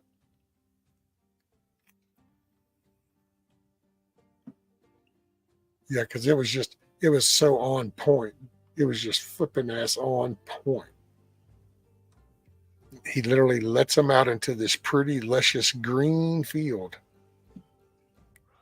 And they all go out there and they're moseying. And he literally picks up the bucket, shakes it, and dumps it in the thing. And here they all come running from the green grass back into the dirt pen because, oh, here's the benefits. They could have stayed out there and had a whole lot more. And I thought, damn, that is a point on representation of the generations today.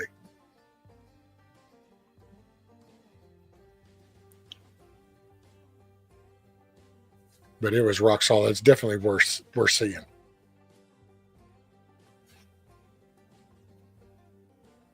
Hutch, you want to come up?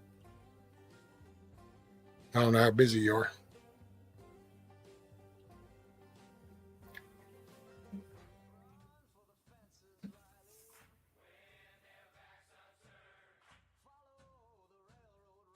Yeah, actually, TT1. That's what the whole with the bricks thing. That's what it's in the stages now.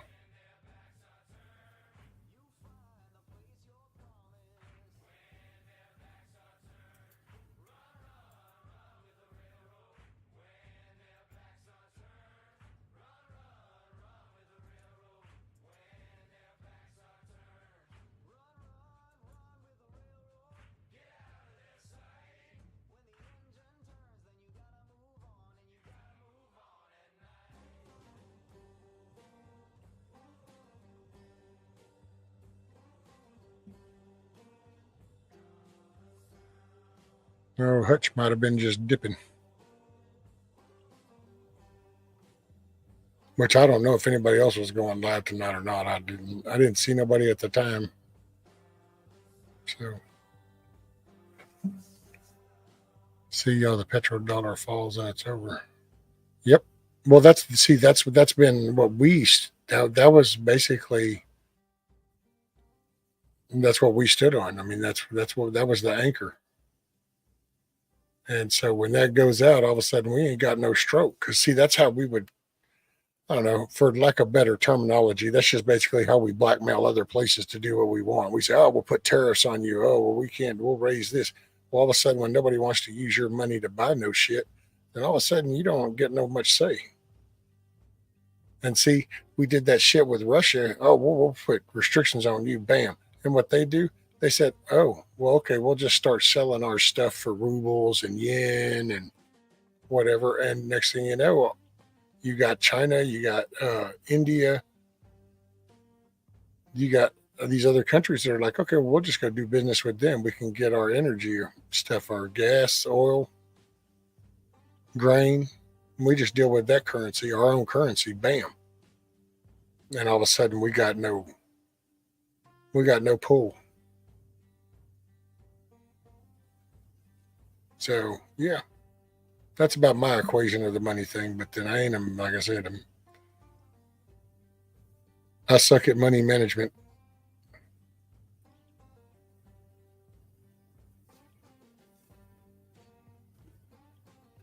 I probably don't think I could actually, it's like right now, to be honest, if I knew I had like, hell, if I knew I had damn 50 grand in the bank, I'd probably be offering to give it out to y'all almost. I mean, money's not my thing.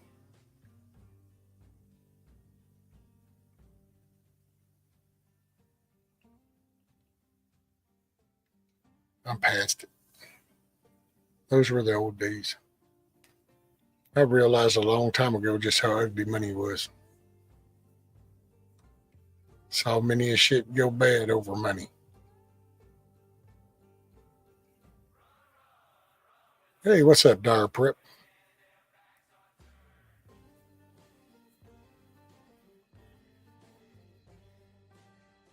Chrissy Cat, just technology, and we advanced once we kind of hit a certain discovery thing. We discovered so much technology, and I think it exposed onto us, and there were no guardrails in check anywhere. The country is, so big.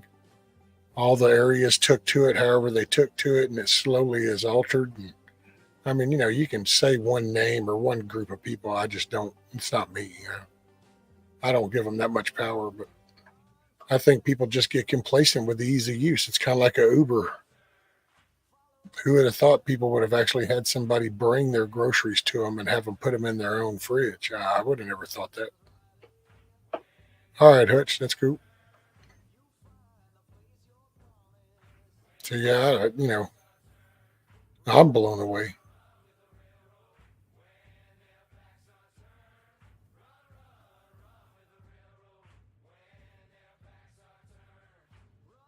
Oh, what was it, Michelle? So you finally,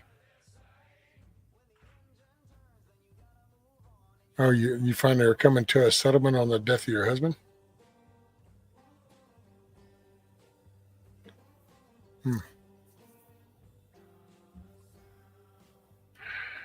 Well, no money can replace him.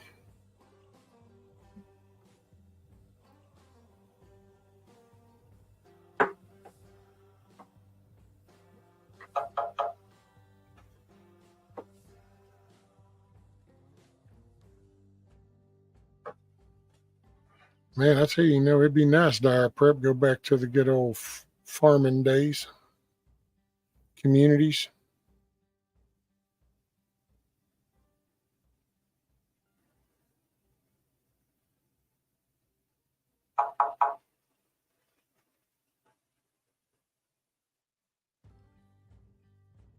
Okay, she just interrupted, so I don't know. You see anything?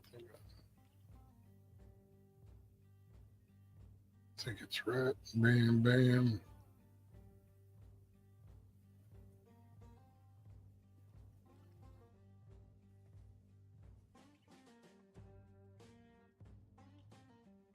Because I never thought Americans would put up with so much shit. Well, but see, it comes in waves, Chrissy.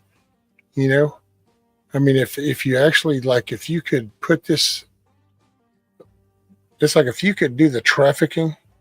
Okay, here's the child trafficking.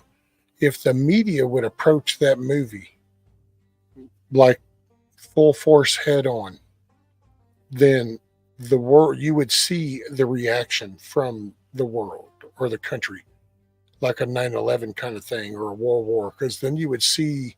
But see, the masses aren't being shown that, so you're not getting a massive reaction. That's, I think, part of the problem. We've been dumbed down in this digital age. Oh man, we this was over the edge. What's up here, Billy? Good evening. Good evening. Yeah, once we entered into this digital age, to me, that changed everything. That's because then it's all ones and zeros, and you can monitor, you can direct, and it slowly has consolidated everything.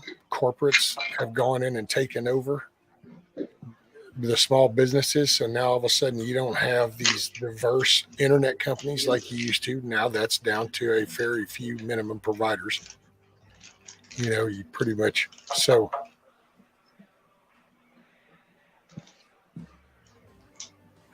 I guess give me a minute. Let me go see what the missus wants. Do you mind holding down the fort for a minute?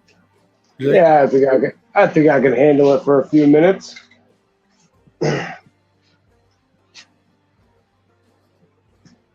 What is going on, y'all?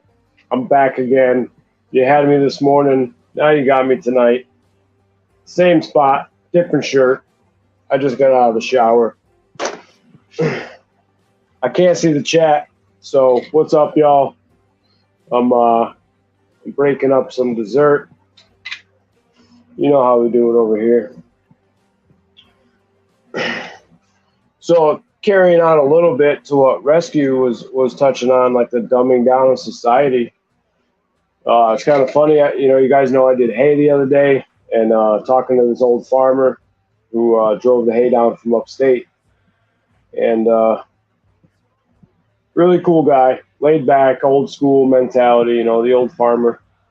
And I relate to a lot of those guys because I kind of grew up with them, that kind of lifestyle, whatever. So we were talking, and he was telling me about a couple of his neighbors' kids who he had hired on to come help him at the farm. And these were 17, 18-year-old kids. And he said they were so ignorant. They were so dumb. They couldn't figure out how to undo a ratchet strap. After he had explained it to them step by step, they couldn't figure out how to undo a ratchet strap. Then he, to get the motor off the conveyor, right? That's how it's held on. So then he went to tell the kid to not pick the motor up by the cord. He couldn't even get the words out, and the kid was picking up the electric motor by the cord to swing it around and get it in the truck. And the guy was just telling me how dumb kids are these days. Yep. And he was blaming it on the cell phones. He goes, they're a great tool. He said, but they're going to be the demise of our country. And he's fucking spot on, man. Spot on. I beg to differ, brother. It's not the cell phone. It wasn't the cell phone. It was that lack of a father figure that taught that young person as they were coming up in life. When there's no adult figure, father figure, mother figure, parental figure in the upbringing, and they don't focus on the upbringing of a child, then that leaves it open to the world's interpretation. And if you hand them one of these devices in the process, it's not this device's fault. It's kind of like the trap. You put the trap out there, but the trap doesn't go off until somebody steps in it.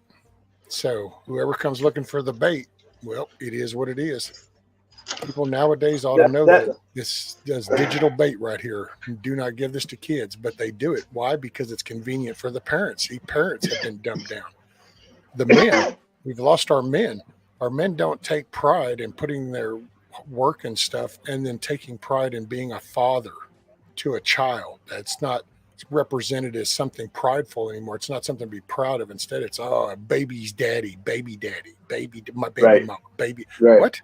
No, that's a mother and a father, and they need to be addressed that way, and they need to be treated when they don't hold up to those roles. All this sugar cut and powder. Well, they got such long hours. Really? Well, how many notes did you have? Did you have to buy that? Did you have to loan out that $3,000? Did you have to go buy that F-350? Could you have made do? Do you have to live in this 4-bedroom, or could you have made done in that little trailer house down there in the barrio or some shit for a little while until you could have got your shit together? See? But until you own up to making bad decisions, everybody just keeps making bad decisions. It's kind of like in alcohol, good old first step is to admit you have a problem. Well, Admit you have a problem. Yes, sir. I've been in plenty of AA meetings.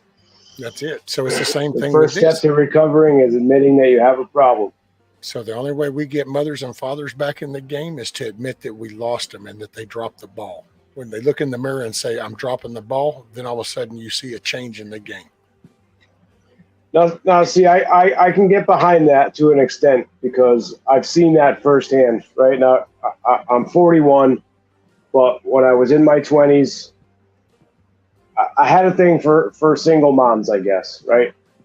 I dated a bunch of women who were single moms whose dads weren't in the picture. They either weren't in the picture at all, just fucking bounced and walked away from their responsibility, or they were only in the picture for monetary purposes. So I've seen in my generation, I've seen the father figure, the lack of a father figure in these kids' lives, and especially in the young boys' lives when their father's not in the picture. I can completely get behind it. My ex is a prime example. His father was a POS, did not good things, and he had this bad image of life in general and of men, really, because the example that he had of a man was shit. Yep. He didn't actually know what a real definition of a man was. Right. And when I stepped into the picture and took that man role, and had that mindset, well, I don't really care if you're my kid or not. You're under my roof, right? You're going to play by my rules. Like we'll mend rules together where applicable, but I'm the man, I'm the father figure, and this is how X, Y, and Z is going to go. He was like taken back by that, and I didn't say it to him just like that. You know what I mean? It was a nicer way of saying it, but he was like taken back by that. He was like, whoa, who's this guy trying to be a dad? My dad drinks, beats my mom up, does this, took off. Who's this guy that's actually caring about me, caring about my mom and my sister? It was strange for him, I guess is what I'm saying, until he got used to the way it should be. You know what I mean? Well, that's how gangs, get their foothold. That's what feeds the gangs, especially in inner cities. Because then especially if you have a single parent and they are going to work and they're in these damn HUD apartments. And like I say, those HUD apartments ain't nothing but quicksand. They're designed to keep you there. That's why that shit's all income-based rent. What income-based rent means get a raise, we raise your rent. Get another raise, we raise your rent again. So there's no out there. You don't get out. Well, then they learn to just live in that little circle, and then they have a kid. And so then that kid is hanging out with the other people in the same area, going through the same shit. And next thing you know, you end up with these little masses of 15, 20, 30, 40, 50, are all around the same ages. You have representation for a good couple of decades saying that, hey, if you're a gangbanger and a hip hop shit, all you got to do is go out here and throw some dope, throw some lead, and you can make bling bling. Yep. Roll on your 24s and all this pumped up shit to not develop anything, to not be anything in life. We should have been promoting people to be welders and electricians, farmers, drivers, equipment operators. Learn what makes this world operate. Yeah, going and spending $200,000 on a degree in underwater basket weaving isn't quite the direction you should go, right? Like the trades, like you said, learn what makes the world go around. Shit that people always are going to need. Somebody's always going to need to live in a house. They're always going to have to remodel a house or buildings. The trades. That's that's the way to go, man. It's the foundation. It's what we, and here's the ironic part. Get this. So everything that you see that are in everybody's lives and day-to-day lives, if you actually break it down, everything that we get and we go by and we do, there was a point in time when we furnished that for ourselves, all of it. Like we went and we got the pig lard, the hog lard, and we were finding that, and we had that in our lamps inside. So we provided our own lighting. We went out and we went to our neighbor and we made a deal, and he melted down some ore and he made a plow head for you, and you came and tied that to your horse and you went and planted your garden. You did everything for yourself. Your wife was in here making the kids' clothes up, or the neighbor was, and you're trading and bartering.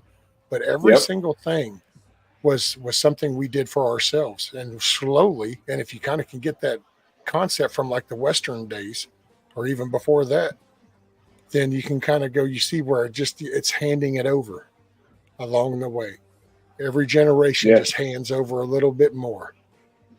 And now we're in this little VR digital bullshit age, and this generation is ready to hand this shit over and sit in the lazy boy and just strap on the goggles and tell me life's cool. Yeah. Yeah. Yep. Sadly, you're right on track. Just handed it away. Yeah. Yep. I heard some crazy number today. I think it was today or yesterday, that like the average screen time for human beings right now is like 8 hours per day. I can believe it. It might have been for kids. It might have been like in a certain bracket of, teen years or whatever, because maybe it wasn't for all adults, but it was some crazy number, about 8.5 hours a day of screen time or some shit was like average. Like, well, and they're starting more because they want to do this education shit on a screen. And see, and why? Why do you have to do education on a screen? I mean, how complicated is this? Maybe I don't live in some big ass city, so maybe I don't need to wear all some pleated ass jeans and that are pulled up to my damn ankles and penny loafers and shit. And I don't know, maybe I just see things through a different set of lenses. But a child, you know what? You need to learn your colors. You need to learn your numbers. You need to learn your alphabet. And then you start learning to pronounce and read words.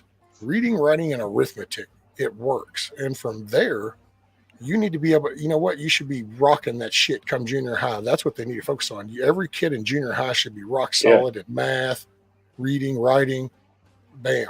Then high school, you know what? Get up off your ass, not some little Benny bookworm shit. Go out here and get your hands dirty. It goes beyond the reading, writing, and arithmetic, right? Like part of an education is learning peopling skills, right? Like you have to learn how to play well with others to an extent, right? I'm 41 years old and I still struggle with that, but to an extent, like peopling skills. That's why you go to school with other kids. You have to learn how to fucking mingle and cope and all these things that come in with life. It's not just learning book shit. It's real life shit, peopling skills. You learn this shit as a young kid. So when you take these kids out of these schools and you put them in front of this screen, that's the connection you're giving them is them and a screen, not playing on a playground and building germs and fucking swapping, fucking booger snot. This is no accountability. No. See, I can treat you. I can say whatever I want with you. There's no accountability. You can't do that to me. Right. So there's no accountability. You're mean to me. I'm going to push the red X. Yep. So you don't learn boundaries. And you don't learn how to install boundaries. So you don't learn how to respect any boundaries, and you don't learn how to place any. So what we end up is with this chaotic little anarchy world out here where a bunch of little purple people are running around screaming, I want it my way. And it's the same Burger King, bitch. That's it. Not every day is your way. This is America. You know what I mean? That's it. Sometimes you're the hiker and sometimes you're the bear. That's it. And like you're saying, like you're not just setting boundaries, you're learning what boundaries to defend. And that goes to the days of being on the playground with your mama jokes, right? Yep. Your mama's fat, your mama's this. So, all right, cool. You could say my mama's this, but if you say my mama's that, I'm gonna fuck you up. Yeah. You had to set that boundary. Right. And see, but here's So you're- another thing you got to remember. You're, like our kids, right, you're setting and protecting. And when we were kids, I know whenever I was a kid, see, I saw men around me. So I grew up watching men. So my dad was a hard worker. The friends of his were hard workers. Whenever they were sitting around, I never heard my dad bitching about his job. I never heard my dad bitching about my mother. I never heard my mother bitching about my dad. You know, you didn't hear all the stuff you can sit here and kind of hear what kids have to deal with now. I don't remember having to deal with any of that shit. I was taught supper time. I was taught when that bell rings, you come in. It's time to come in because there is supper time around this house. There's a bedtime around this house. There's a rise when as a family. in the morning. You know, it's 5 a.m. It's time to get up. There's chores to do. So it was maintaining a home. I learned this stuff. And so it's not a big deal now, but then you take and you watch these kids that go live in these apartments with their parents that don't do anything. Well, then, okay, now that kid had a kid. What are they teaching them? They don't even know. Right. They're not building any structure whatsoever. Zero. And we're so deep, man, that's what worries me. We're getting deep enough to where, you know, I got granddaughters. Okay. If nobody teaches my granddaughter the proper way, then whenever they get old enough and have kids, that's another generation layer right there. And so that's what I look at going forward is like, man, if we don't fix this shit by who we are, our character, these kids need to see representation of real men and real women and real parents and real caring and real concern. These children need to see the real representation of that, not this fake ass shit. What's up, home to see? Yep. Michigan Outpost. Michigan, what up? Yeah, it's sad, man. Yeah, man, and you just. And I don't know, like coming from a place of not having children, you're like, right? I'm like split on feeling half doomed in seeing what I see, and half, what can I do to help?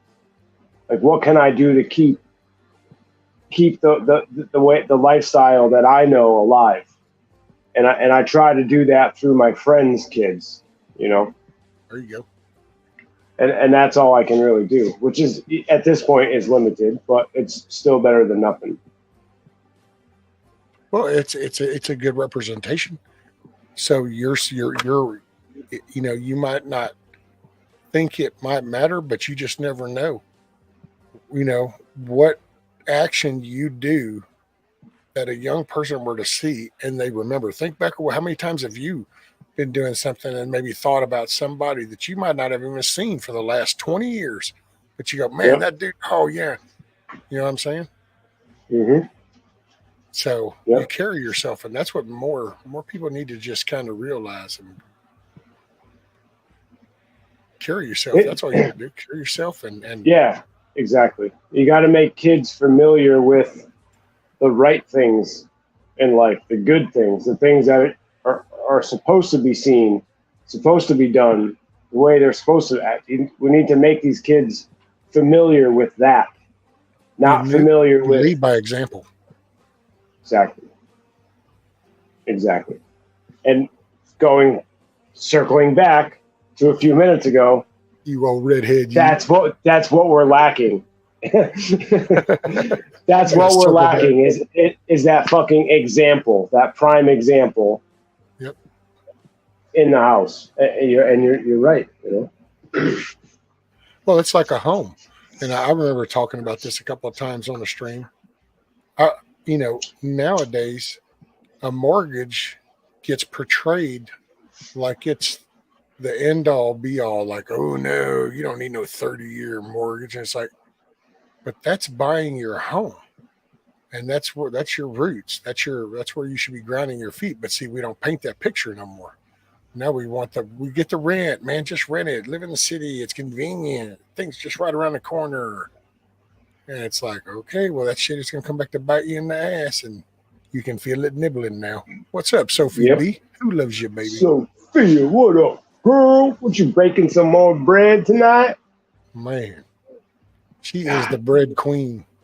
I am a sucker for bread. Oh, my God.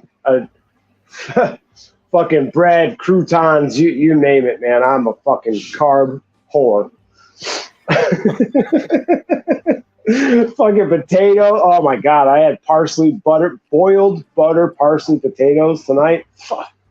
Stop it. You're lucky I'm even still awake. I had a chicken salad. Like chicken salad or salad with chicken on it? No, chicken salad. Like chicken, a little bit of mayo, some pickles. Yeah. Yeah, pickles. I like banana peppers in my chicken salad. Oh, yeah, get a little spice. Right on, right on. Yeah, the old lady went to bed, so I figured I'd fucking come out here and chill. I'm not even tired. Hell yeah. What's up, Hang Willow? out for a bit. Willow. What's up, C?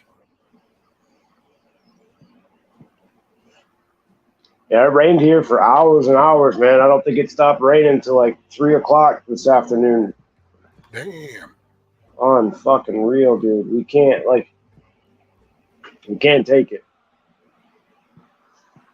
Shit, Too much. It was 102, 103 here. Whew. Yeah.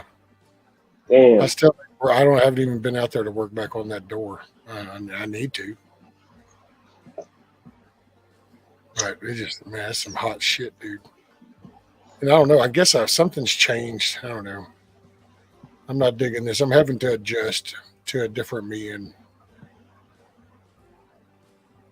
it'll take a minute. Oh, she said, sorry, boys, no bread making tonight. Winding down for the night. Finally, a little smoke and relaxation. Hell yeah.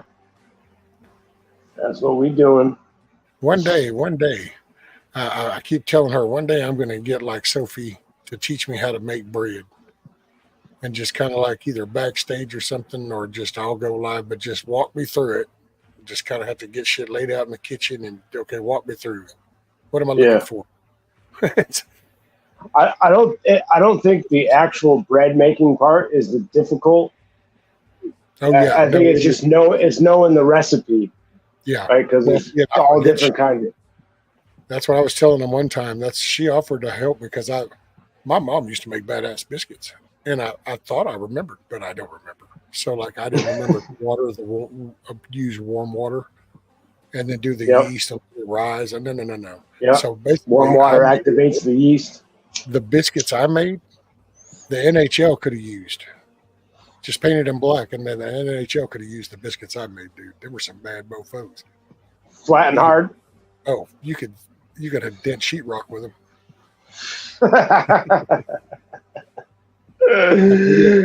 Shit, and all they did was flatten out and become hard. I'm like, that wasn't the right way.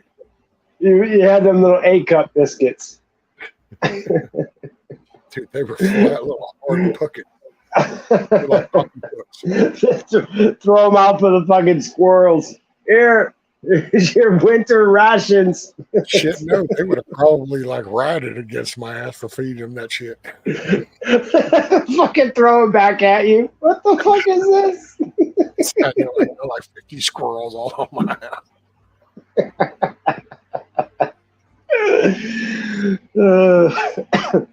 Oh, okay. Yeah.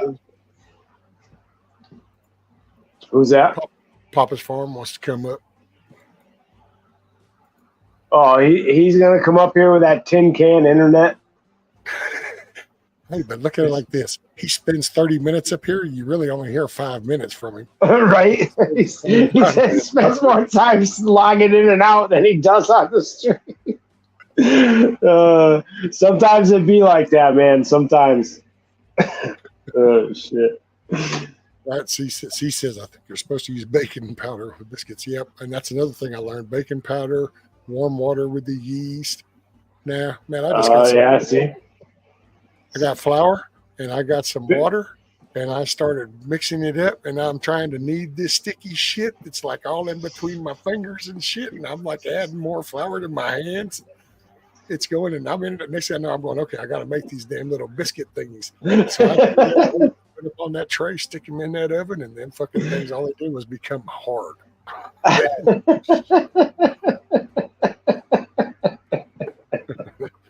Then it was like, oh yeah, shit. Warm water. Oh yeah. You're supposed to use baking powder instead of baking soda? Yeah. Oh shit, that's probably why I can't make fucking bread. Yeah. Hey, Silver Girl, she says, hello, all in the middle of grooming Ace. Can't chat for a few more minutes. How's Ace doing? Hopefully he's doing good. Oh, yeah, by the way, get this, dude. So for for all Rudy's fans, dude, that motherfucker got attacked this morning.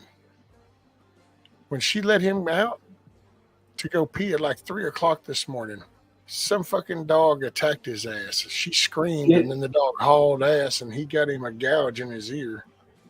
Oh, man. Yeah, she did her little post on Facebook in the little group thing saying, I'm going to tell you, your dog come in the yard, it'll be good next time.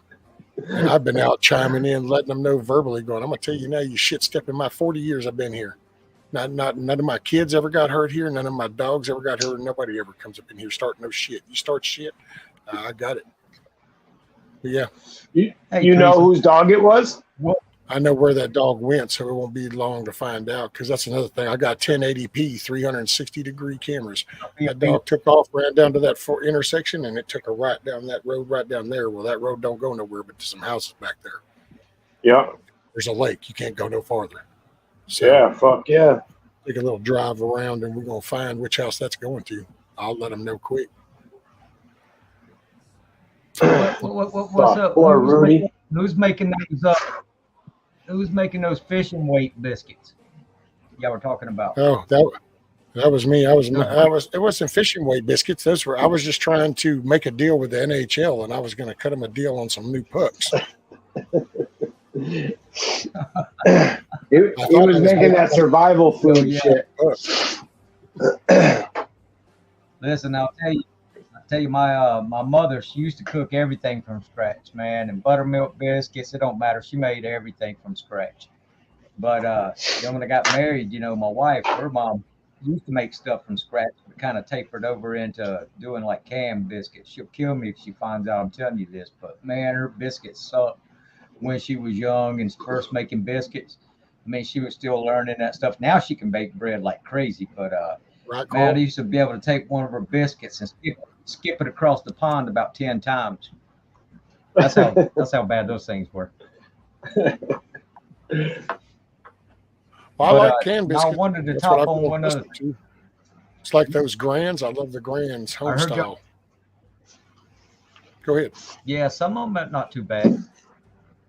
But what y'all were talking about earlier, you're talking about the cell phones, being part of what's wrong with the kids. And I agree with that, and also the parenting.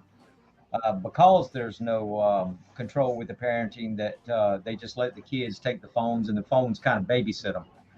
But there's one thing I wanted to dive in just a little bit deeper for you to. This is just something for you to think about. Now, what if America hadn't allowed like the technology to go as free as it did? You realize how far behind we would be other countries? Matter of fact, we might even be speaking Mandarin had we not let the tech side kind of do what it did. But I agree with you wholeheartedly that it needed more control. It's almost like with this transgender and changing your kids and having all these little reading stories with the transgender. That shit's not for the kids. Maybe that's what we should have did with as parents. First become responsible ourselves before we took something that was so powerful and handed it off to our kids who really don't have the frontal lobe maturity.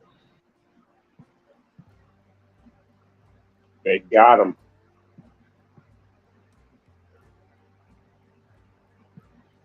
he's on to something there. And what frustrates me is the hypocrisy in, right? We have these bless you.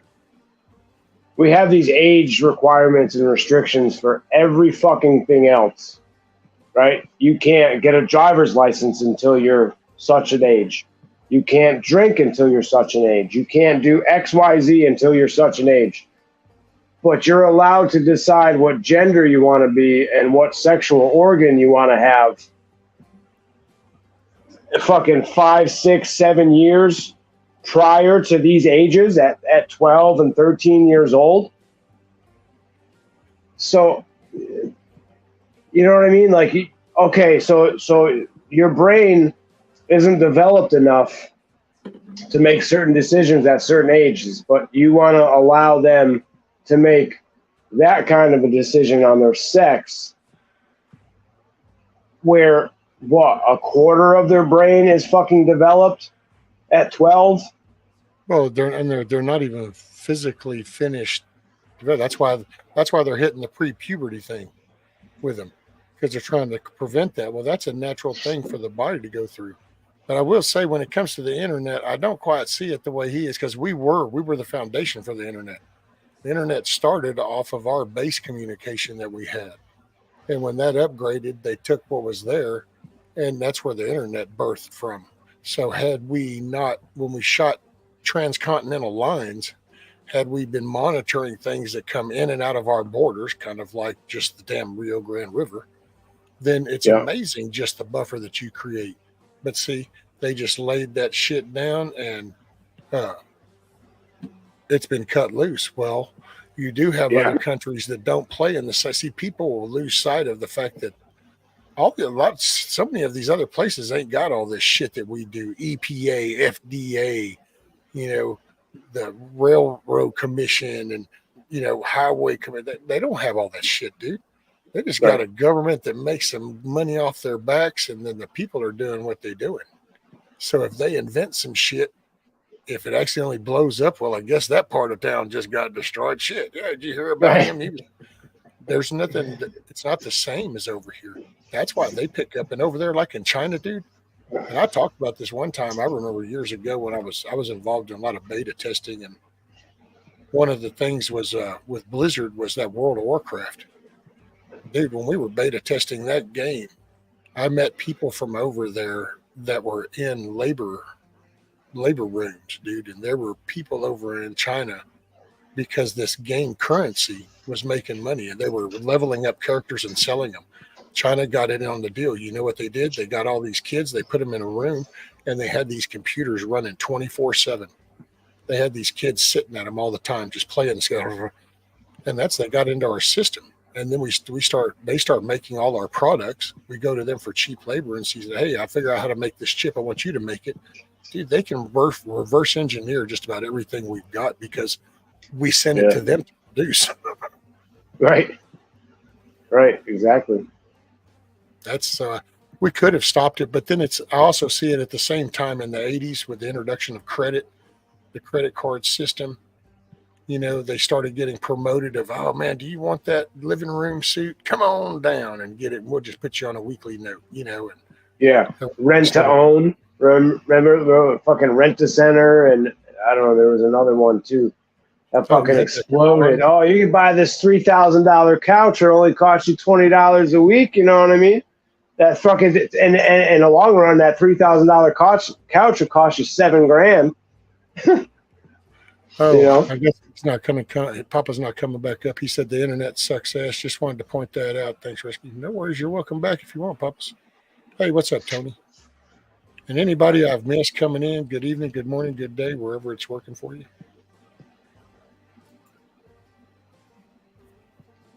Yeah. I don't know. Like there's days I'm very grateful that I live in a small bubble. Like we left the other day, dude.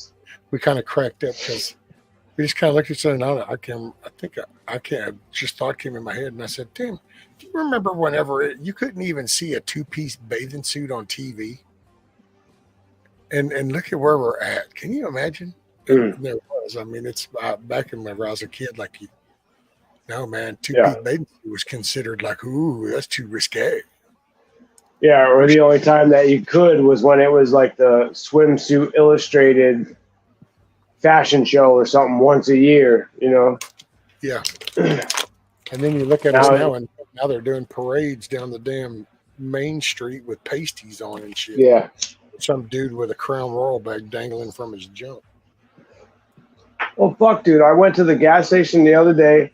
Which, by the way, I will Well- point out, I don't have like, I don't care what you do when it does that. I've been to plenty of rallies where that shit happens, but it's all in a contained thing, and it happens after dark when all the kids are going.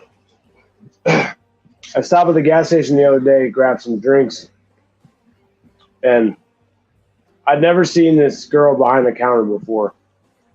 And she wasn't in the best of shape. Okay. Little frumpy, which if that's how you are, I got nothing against it, but like dress accordingly. She was wearing like this summer dress that was a little small for her, and she was wearing no bra. Plain and simple. No bra. They were Just- free and flying. They were free. Listen, man, I'm a guy, right? What guy doesn't mind looking at a set of titties if they're there to look at? These were not those. Everybody stares in the shopping window. It was like a train wreck, though. Like, you couldn't stop looking, but you're like, oh, why am I looking? Like, fuck. But, like, have some decency. Like, you're working in a fucking convenience store in a small town. Okay, wait. First, I need to ask just one question. Were your eyes here or were your eyes down there? They were more up here. Oh, so they were uppers. No. Just that much taller. Well, she was a little bit taller than me. Yeah. That was good, you son of a bitch. I was trying to like look at her eyes. She had to turn like I had to get my fucking nicotine thing, so she had to turn around, and that was like, oh god. And so I was trying to look at her eyes, but they would drift down when she wasn't looking at me because like I said a train wreck, and I'm like, oh no, I don't want to look. Oh, I'm looking. Oh, I don't want to look.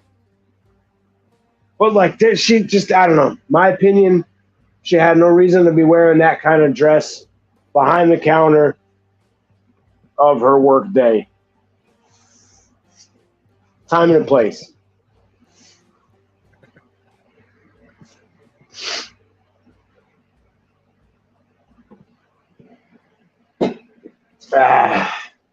Sophie's Dress for your level of. They flapjacks. That's what Sophie Yeah, said. they were kind of flapjacks. Yeah, she kind of needed the bra. It would have helped. The lifters.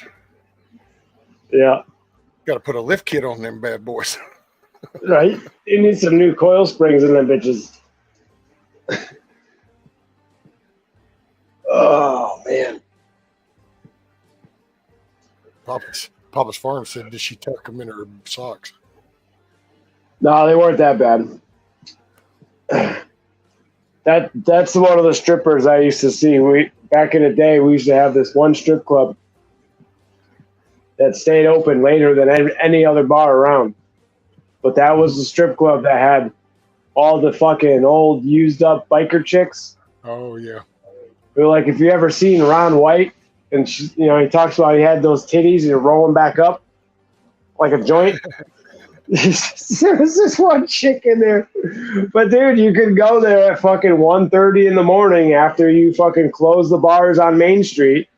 You could go in there at 1:30 and get a cold ass beer. Usually it was kind of skunky, but it fit the environment. You could look at some old saggy titties and then go home. You know, Mayor said she should have put them in a buggy and called them twins. They would have needed a booster seat. It's just crazy the shit that you see. I don't know. That's why I tell people to go, because I managed a couple of those way back in my younger years, and there's that one, I managed a titty bar and I managed a gentleman's club. And they'd say, what's the difference? And I'd say, well, I said, you just have to show up and you'll see. I said, the titty bar one, you're probably going to have like a $5 cover charge, and it'll all make sense when you go in. The gentleman club, you'll have about a $20 cover charge, and it'll all make sense when you go in. Yeah. Yeah. And sure, yeah. Oh, yeah, buddy. Yeah. Baby Dolls, it's funny, Executive Suite. Anybody in Dallas, Fort Worth will probably know those names. Baby Dolls and the Executive Suite. We used to have a place called the Gentleman's Club, and one side was 21 and over, and they kept their tops on, or they kept their bottoms on. The other side was the juice bar, that was 18 and over, and that was full nudity. But they'd have in between the two, because it was the same building, two sides, but in between the two, I always remember they had this big fucking black dude, bro. I swear to God, this guy was fucking 6'7", 350. He was a Cadillac. And he would be in between the two. And if you tried to go from one side, the liquor side to the non-liquor side, and you'd had too much to drink, you were fucking out of there. He'd throw your ass right out the fucking door. I'd seen it happen. Oh, Monique says, I know the things you speak of.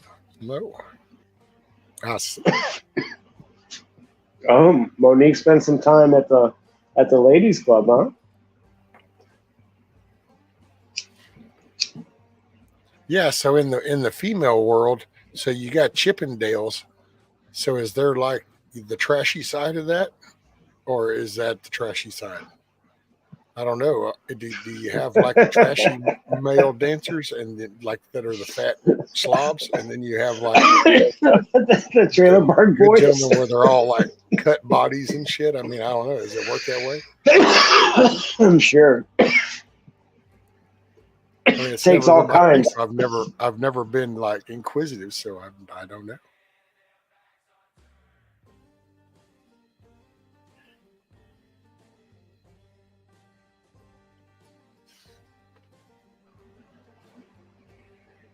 Rabbit said, spent a lot of time in fun clubs. The candy store in Glendale, Arizona wasn't one of my favorites.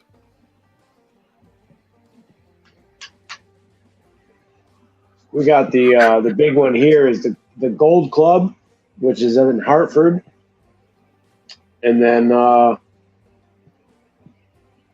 think it's Mardi Gras is the next big one around here. Oh, y'all do your own little Mardi Gras now up there? Yeah, fucking bunch of posers. They had one not too long ago, the Electric Blue. They just got busted for a fucking giant Russian prostitution ring in that place. Like they had the fucking FBI, they had the fucking it was the fucking immigration. Immigration was there, the FBI, the fucking state police, they had the whole fucking the whole fucking kit and caboodle up there, yeah. Yeah.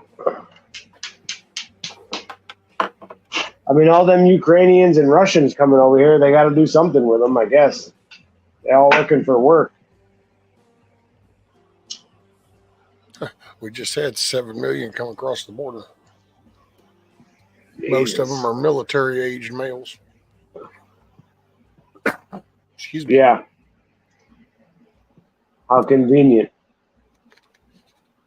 Better start training up, y'all. I've been putting in some work since I got back from Missouri. All right, Tiger. Make it a great day tomorrow. Peace out, Tiger.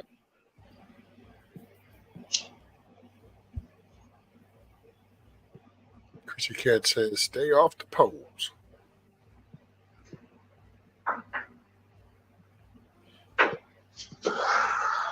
Oh, it's a good workout. I have felt the pain vicariously through just hearing it. Because, oh, man.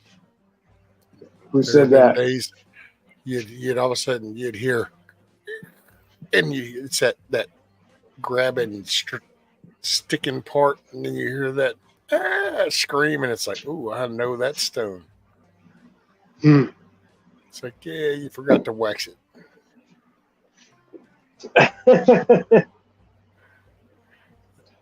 Yeah, you could disinfect it and clean it all, and it strips all that coating off. And if you ain't greased up or it ain't greased up, then your skin can grab that metal board. It sounds rather painful. I've just always assumed it was. Michigan said, could you imagine during COVID all the strip clubs were naked but had to wear masks? Hey, I don't know. I think there was a college or two that had the band that had holes cut in the mask so they could still blow the trumpets and the horns and shit. So, oh, yeah? Then again, it's the same damn administration that literally had this audacity to tell people to put 2 of them damn things on. That should have made people go, wait a minute, something ain't right about this. It's like, yep, they're telling you to put 2, one over the other. Yeah, it's you would think so, right? Farts, yep, but don't worry. COVID can't get in there. The fart can't. Look, COVID can't. Right. But look how many sheep did it. Yep. I still see people driving with a fucking mask on in their car by themselves. You've eliminated yourself from the fucking gene pool. Like, you should just go in your house and never come out. Oh, yeah. Shit drives me crazy. You know, some of the people I see going to a doctor's office, I can understand because they were actually even there before the COVID. You know, because they would, if they didn't want to catch something, they felt they were real sick or something. But yeah, you're going to go in the store. The store one really cracks me up. It's like, so you're touching all these groceries and all these items in this store. You're putting them in the cart. You're going up to the checkout, touching the counter, giving them the money, the card, whatever, touching the machine, punching in your little code shit. Then they're bagging it up into bags at the end of the thing, putting it in a cart, and you're taking it out, putting it in your car, taking it to your home. But now you take the mask off, going, "Oh, I was safe." It's like, yeah, I know. Right. You're putting your card in that dirty ass fucking machine. You're touching the keypad, but wait, there's a protective piece of saran wrap on the keypad, so that'll protect you. That 100 other people have touched. I was going to say that was only changed out last week. Right.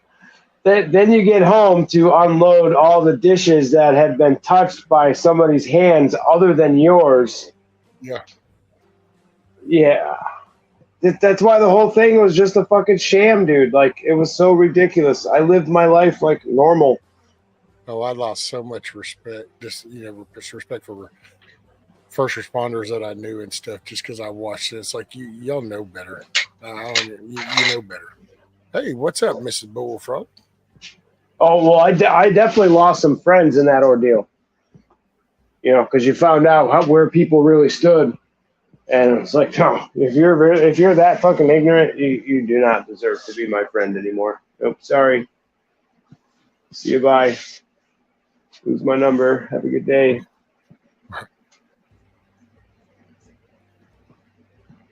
Yeah. I mean, I almost lost my job over it a couple times when I was working for them, telling me that I had to wear a mask in the truck. And while I was out trimming trees, I'm like, dude, I'm 70 feet in the air in a bucket by myself. Well, what do you mean I have to wear a mask? Get fucked. No. Well, if Eversource comes out and sees you, you could get fired.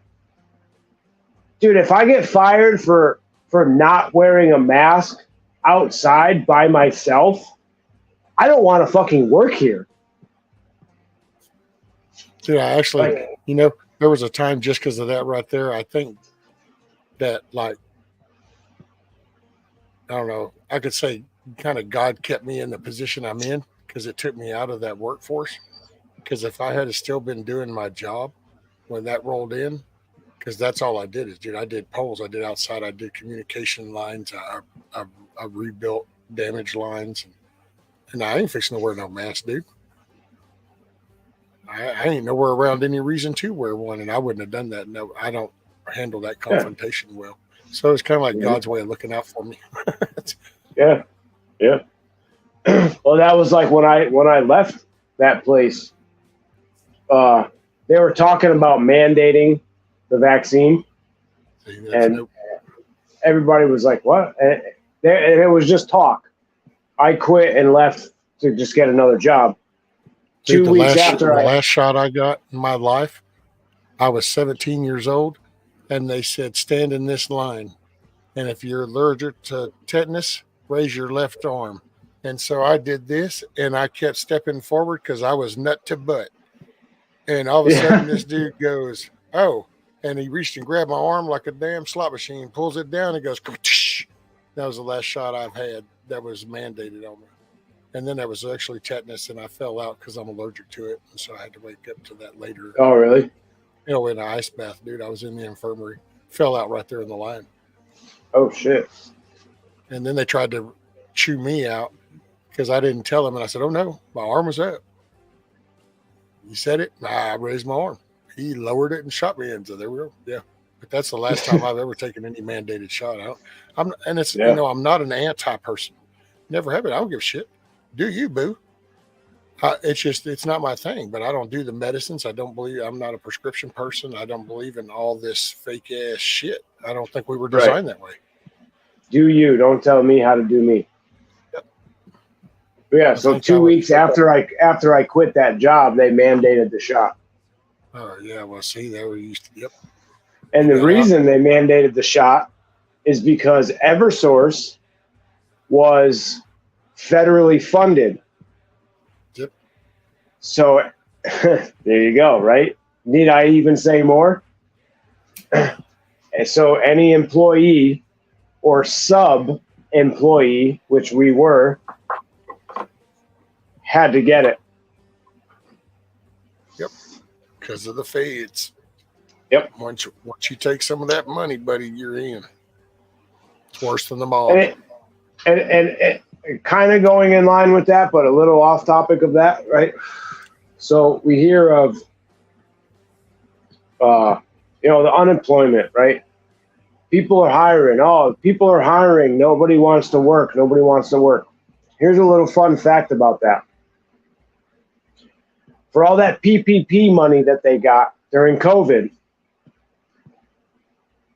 as long as they are hiring and looking for help, they don't have to pay back those loans. It says nothing about actually hiring on new staff. So as long as they have that fucking sign in the window, as long as they have that ad up on the job thing online, as long as they're accepting applications, they don't have to pay any of that money back. Yep. Interesting, huh? Hospitals, nursing homes, schools, all these places. That's where all that COVID money went. And that's why they're trying to go, wait a minute, we need to get some of this shit back. And it's like, yeah. Any franchise business, your McDonald's, your fast foods, your fucking gas stations that are franchises, they all took money during that. All of them. Yep. All of them. So, dude, you have a whole bunch of people that actually made more money than they were making at their job. Yeah. They were being paid to not go to work. Yeah. And those places were literally, and they were the money. It reminds me of a Manpower kind of thing, where it's like somebody's willing to pay like $80 an hour, and you're only going to get $20 of that an hour they paid, but then the rest starts getting cut into all the people in the middle. And that's kind of what it is with the COVID. Yep. They were handing out chunks, and they're like, yeah, here, we'll pay you more to just stay at home. My daughter was one. My daughter made more on COVID than she made at her job. Mm-hmm. Yep. I know a lot of people, they got laid off, and they were getting an extra $600 a week and they were getting extra if they had kids. Now, my wife, we weren't together at the time, but she works at a hospital. She was and at the time she was working. She wasn't even in the hospital. She was working with all the lab animals. She took care of all the lab animals, all the test animals. Triple time and a half to go to work. Triple time and a half. Her regular pay is like fucking $37 an hour. And she did that, I think she said, for like 18 months. But see, we hear that like they gave out like 50 million, 60 million, 80 million, and we go, oh man, dude, think about it. COVID, that's what's got us almost in there $1 trillion. So it's like, where did all that big money go? Well, that's how they got all these little people to go along with it. They just pay them off. They paid them off shooting for the bigger bucket up there. Yep. And right. Because that money, right, in the macro, that money is a fucking drop in the bucket for them. That's like this Ukraine thing. They're on the back end of this, man. If they can fire up them stocks that they've got in all these companies that would be producing shit because we're going to be funding this and sending this but what's sad is I mean, I'm not sure. I'm kind of curious. Well, so what's going to happen to their plan if they let this BRICS thing take over and then our petrodollar goes under? Then and about the only alternative plan I kind of have thought about was, unless they've intentionally invested stocks in those things over there in that market on the back end, so that when this one goes, they're going to be able to bounce from that because they'll actually already have a foothold in that. Right. Well, yeah, I'm sure they have a backup plan. You know. Well, I don't know, because they weren't really prepared for Trump. I mean, they literally, especially when you look at how they went down, they even came out and they talked about all the little machines. They talked about all that shit. You can look that up. It's on HBO. They did a documentary on how easy those things can be changed. Yeah. And so, but they weren't worried about it. See, they just had it.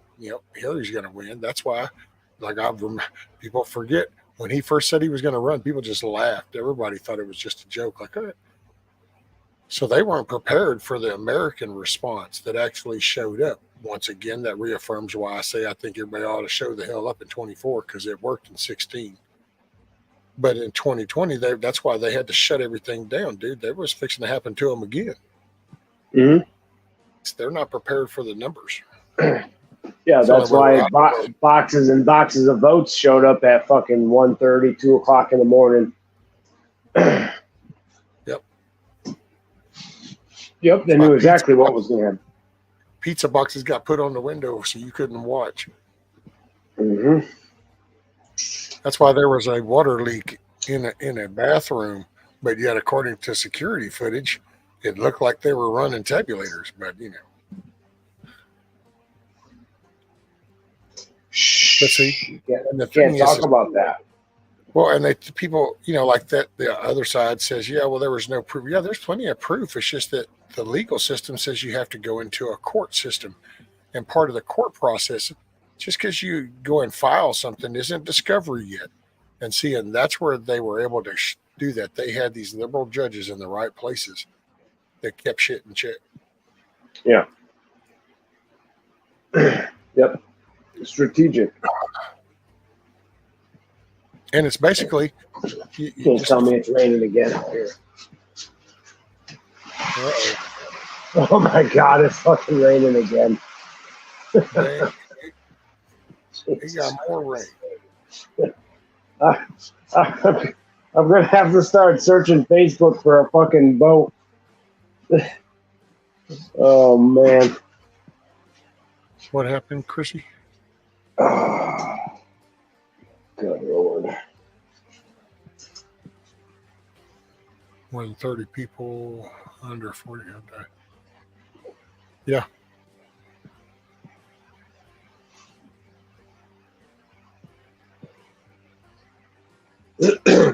was all a play, right?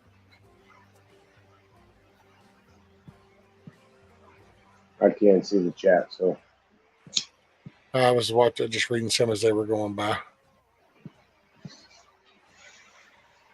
Yankees said, "Oh yeah, 2,000 mules." And probably shouldn't have said that whole word out loud. But I don't know if that's still triggered or not. If it's not, that's why I usually say jackasses. And that's the example. Actually, that little thing is what I talk about, the geo data gathering. I still haven't seen that. That was just, you ought to look at it just to see the footage, just to see what that represents. And just remember, when you see the footage, that is just a small group of people that privately bought a sliver of data for a little specific area. Yeah. Okay, so it's not the whole geo data thing. And then just put that in perspective and go, oh yeah, so what was, because it's every move you make, dude. Every move you make with that cell phone. And like that, what they did is they were, when it comes down to that movie, it had to do with the drop boxes. And it watched them, and it had the same group going and picking up and going to drop boxes in their routes and shit, and it just documented it all off of their phone traffic. Really? What's up, Bullfrog?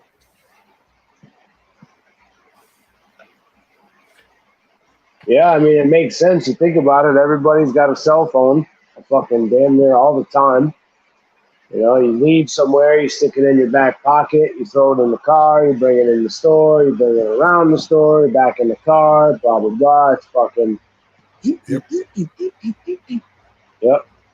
Well, I mean, I'm guilty of it too. You know what I mean? Like, I've always got my phone, I'm listening to music, or I got a fucking YouTube video playing, and it's in my pocket, and I'm listening to it. But, you know,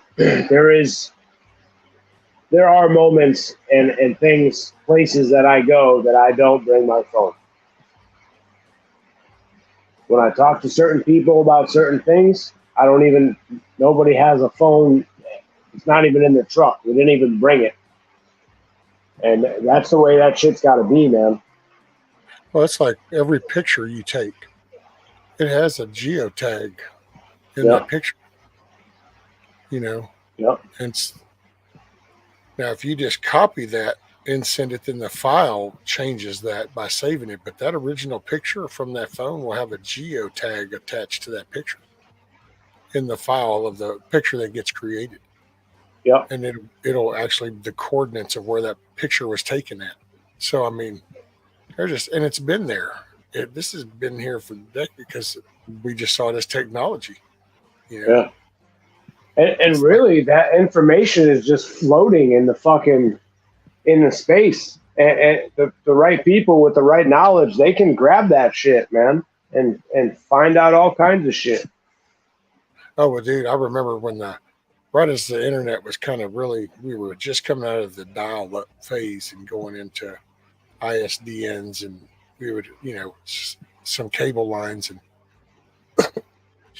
we took a little trip over to one of the bigger cities. And as we were going down one of the main stretches to head towards the mall over there, I said I started up my laptop. So I started up my laptop on the center console, and I had it start scanning. And dude, networks were popping up all over the place. And I'm like, look at this. I said, do you realize I could pull over right here and just start accessing all these. I could dump shit into people's systems and then like report them. And then when they found it, they'd be, and they'd be like, well, it's on your computer. I said, how open is this? And it's just people running out to Walmart, running out to Best Buy, Circuit City. They buy their little router, they come home, they follow the instructions that are printed out for all the default settings to do. And it's like, man, and it's just everything, garage door openers, and you just think how open everybody is. And now look how everything is Bluetooth and wireless. Yep. Yep. We were talking about that. Use your card anymore. Just use the Google Pay. Just wave your phone over it. Yeah. That sounds like a smart idea. Yeah. And they sell little scanners and shit, little fucking code breakers. You can get into these garages and fucking, it's nuts, dude. It's nuts. Yep.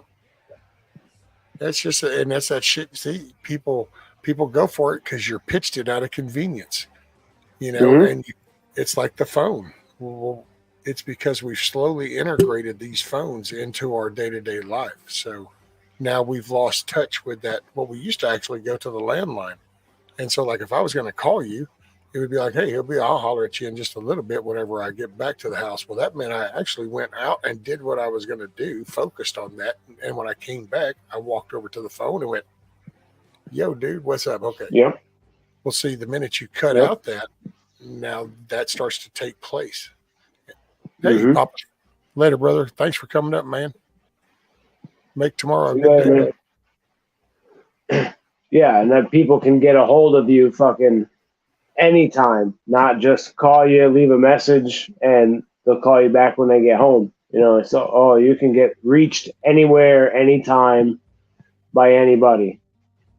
Oh, that's what I told my wife with these things when these things were coming out. And I said, damn, this is basically turning the world into a bunch of crack addicts.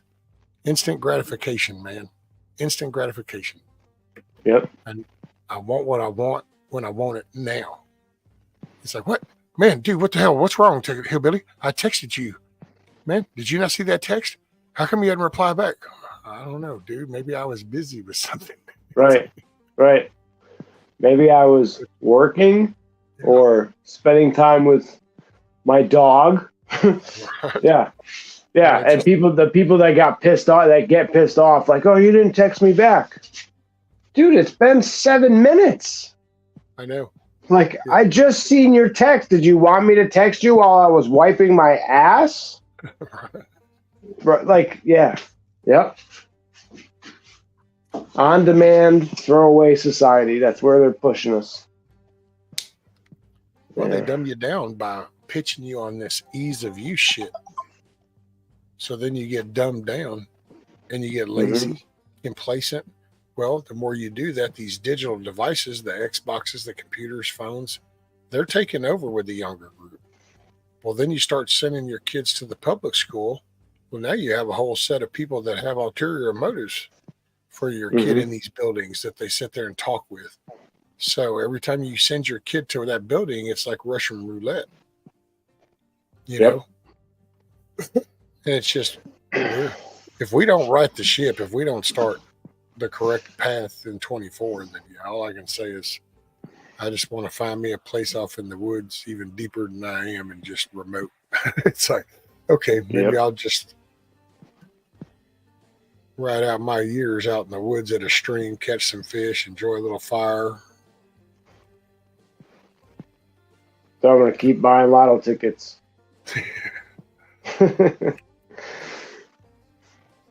It's some crazy number now. I don't know, 875 million, something like that.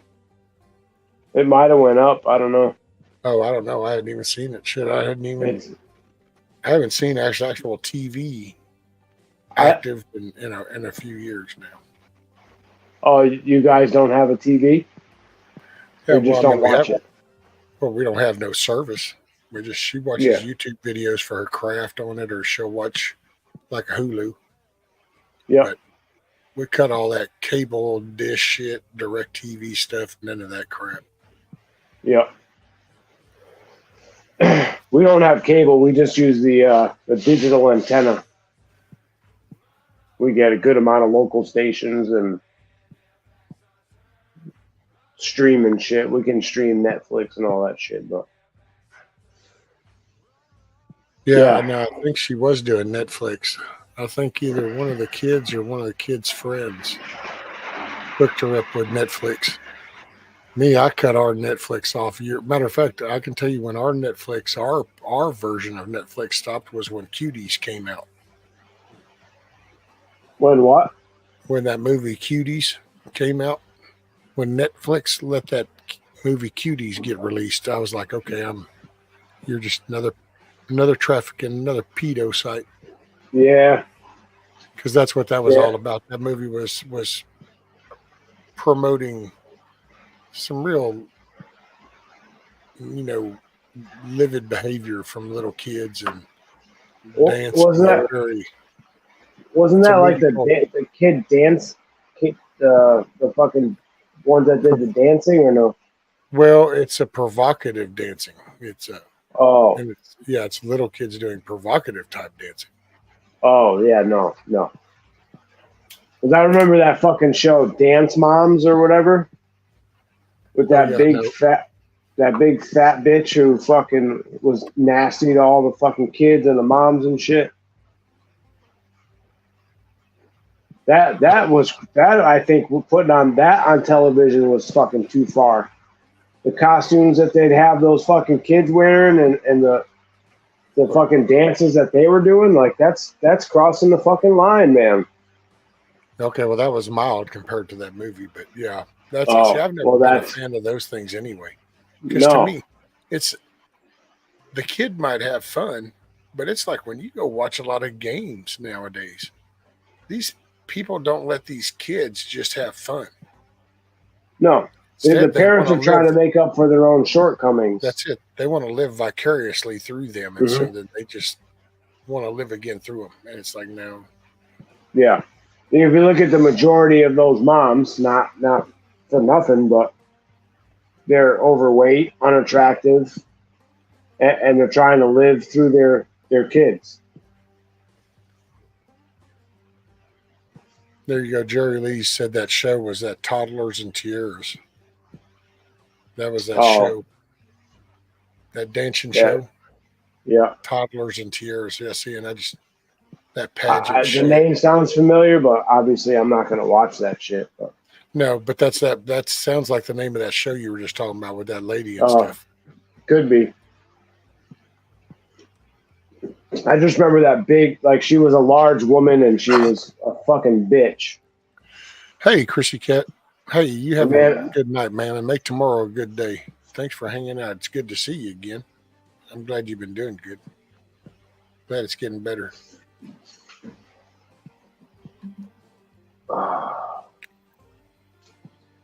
Yeah, they were talking about flying. I don't fly no more. I wouldn't mind flying maybe 5 years ago, 6 years ago, but as of now, shit, no. Between all that orange man bad wave we went through, and then all this Black Lives Matter burn buildings down shit, and then the COVID shit, and I'm like, wait a minute, how strong can the maintenance field be to those things anymore? I mean, that's a pretty good dent.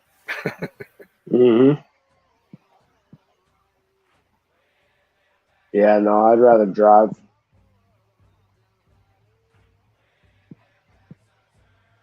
I'm hoping to take my truck down to North Carolina in October. Trying to work out all the bugs now.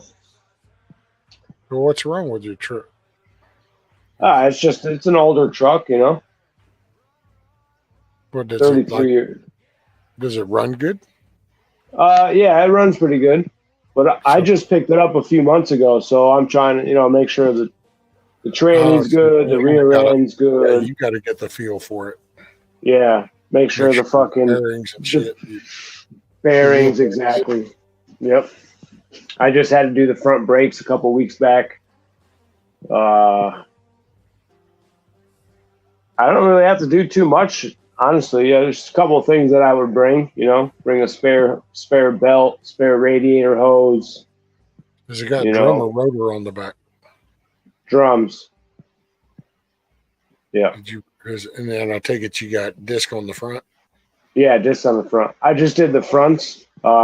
Usually the front, the rears, they last a lot longer than the fronts usually. Because they're easy to check too, especially if they're the shoes. If you got drums and their shoes, they're easy to. Yeah. A lot of those too can be adjusted. They self-adjust, so you get better wear out of those. Yeah, I don't know about the older ones how they're set up. The old style used to self-adjust every time you backed up. That's what would click that little star drive on that. Thumb. Yep. And it would always keep your brake pads adjusted. Yeah, I remember that now. Yeah, you're right. You got to spray them with a little WD-40 once in a while. Yep. Yeah. I've been trying to find a guy I've been trying to find a mobile welder to come and redo the rocker panels, but I'm having a hard time finding somebody that wants to come and do it. Oh, don't forget your tie rods and shit. You check those. And Tie rods, ball joints. Yep. that's that shit that can go out. You ain't been really noticing anything, but you take a longer trip, and then all of a sudden it's like, Yeah. It rides pretty smooth on the highway. I will say that. I've had to take a few trips to a couple jobs that it's easier to take the interstate. So, and man, I fucking set the cruise control at like 70, 72 in that old girl, and she just fucking right up the highway, man. She rides smooth. Sophie said you need to jack that truck up. You need to mud truck it. Nah, that's what I got the Jeep for. My Jeep's lifted. I got a 3.5-inch lift in my Jeep, 31-inch tires. That's my money.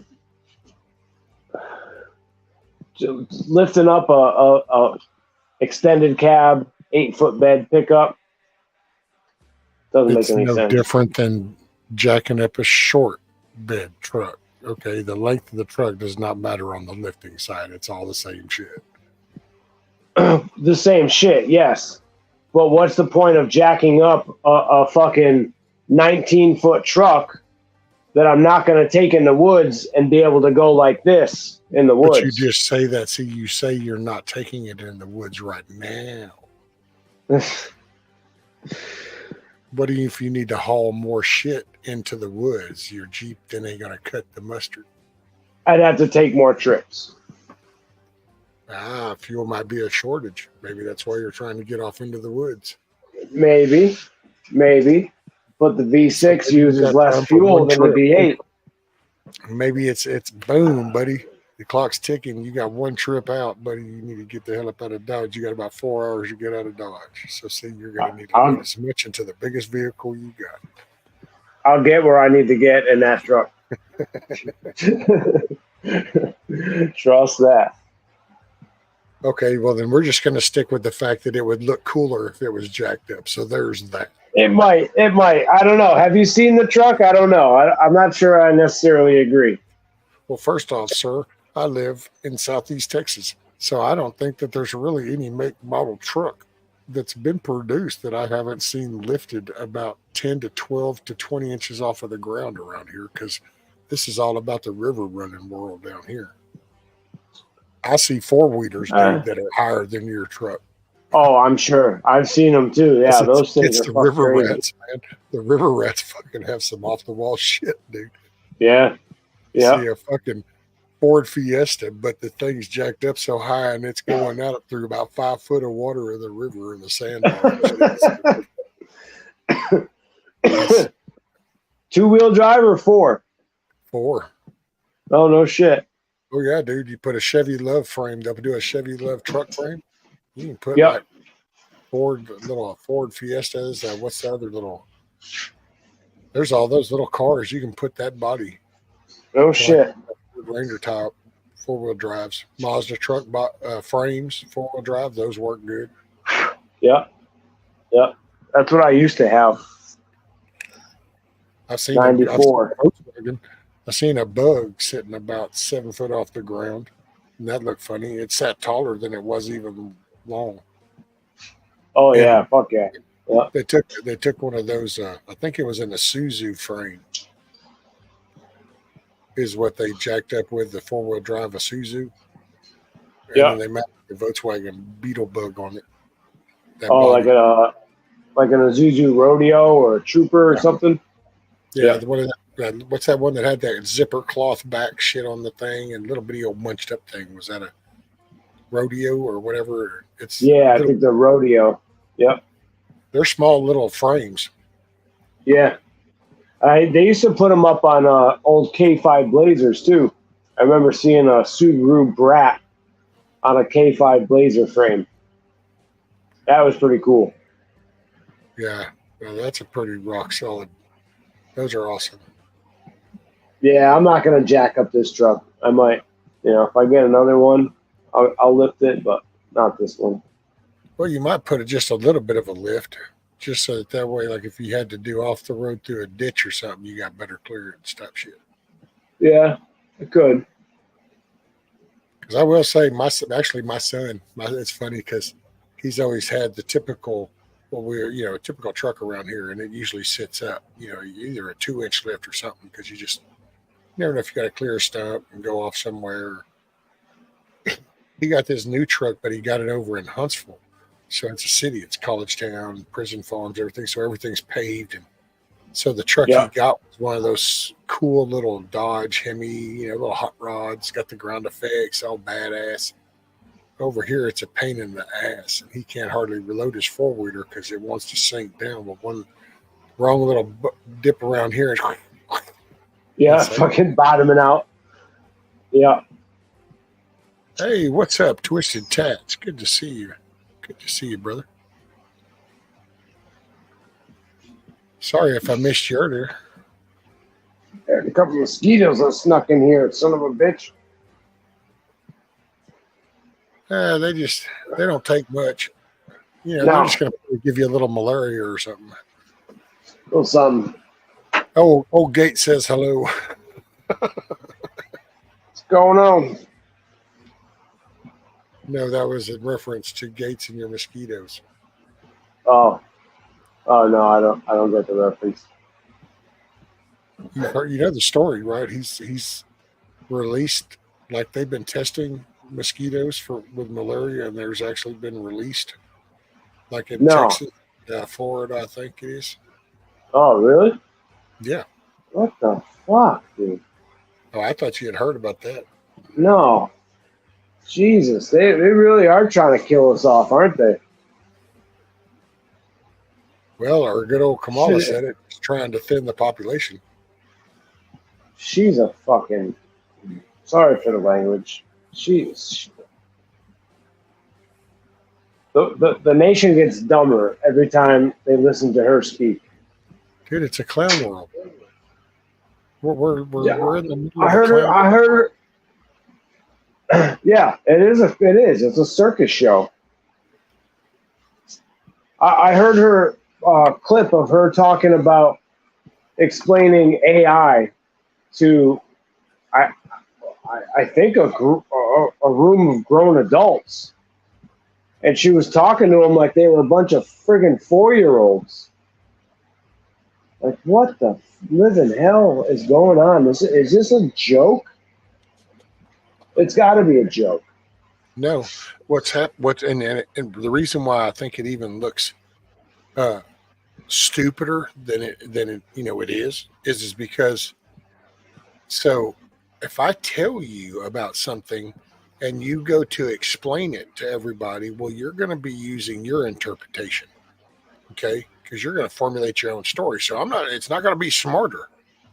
And so it might sound stupid, but it's going to be your own formulation. The problem with these people is this isn't their own thought even. These are these little pages and Squire people and these little assistants that are typing this shit. And they're stupider than them because they're just some little liberal activists that got put into there. And so they're writing this shit for these people. That's why it even sounds stupider than it really is. Yeah. Okay, Sophie's off to bed. Get you some rest, ma'am. Oh, go get you some beauty sleep, girlfriend. She's the little bread maker. How much is it to ship a loaf of bread to Connecticut? Well, she's in Pennsylvania. I don't think it's not too far for y'all there. I'll meet you halfway. She didn't know me too good when I went to Pennsylvania for medical training.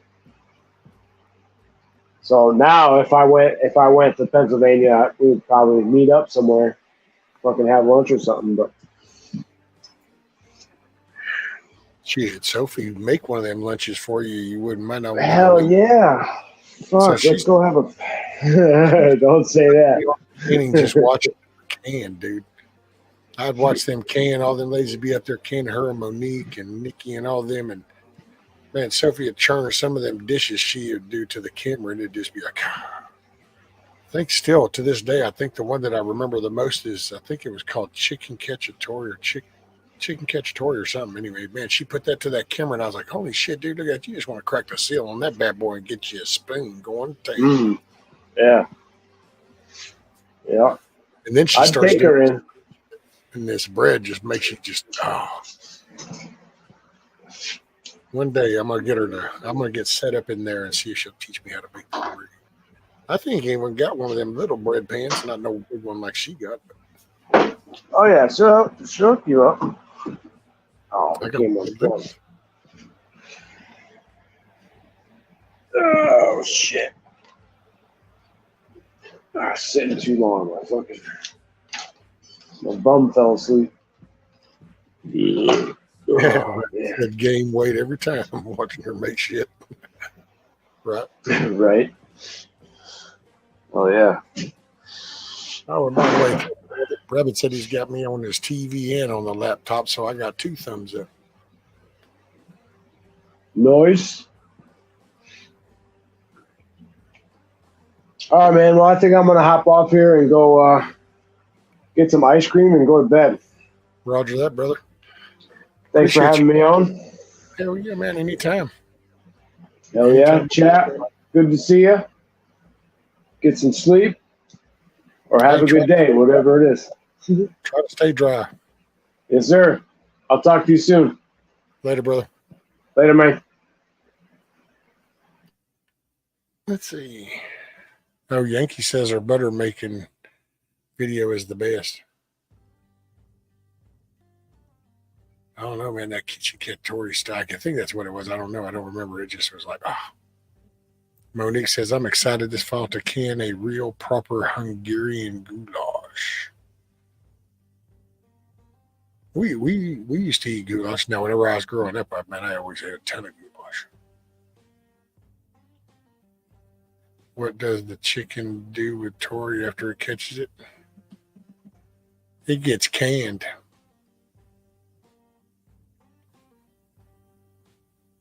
And it got canned. Hey, you know what? I think I might call it, guys. What are we at? 10:17 Central Time Zone, the only time zone that really matters. Been doing this for 3 hours, 18 minutes. Yeah. D-Dog says, just finish canning up some BB soup. Just add noodles when heating up. There you go. Yeah, I don't know, man. I got to work with that damn rooster. We're going to have to heck. I don't know. I might do something with him. We got to have a come to Jesus meeting. Hey, what's up, Redneck Prepper? You just came in and I was just fixing to go out, brother. Sorry about that. Oh, Rabbit just made goulash tonight. Hell yeah. Oh, you're welcome, Monique. My little maple leaf. Well, hey, guys. Have a good evening. Get you some rest. Make tomorrow a good day. Choice is yours. You get to decide. You're in the driver's seat.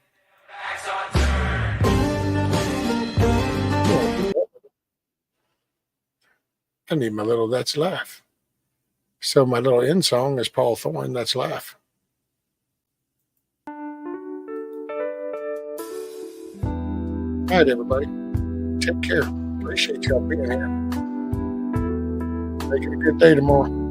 I'll probably be seeing you. I might go live in the morning. Thank you, I'm okay, I guess. I just need a little rest. I'll catch up on my sleep tonight. I ain't complaining, that's life. I've got blueberries in the yard. I bought 100 mason jars. I'm gonna pick them when they're ripe. Another season, that's life. tear out of your eye. Behind the clouds, the sun still shines. You're in my prayers every night. Enjoy the journey, that's life.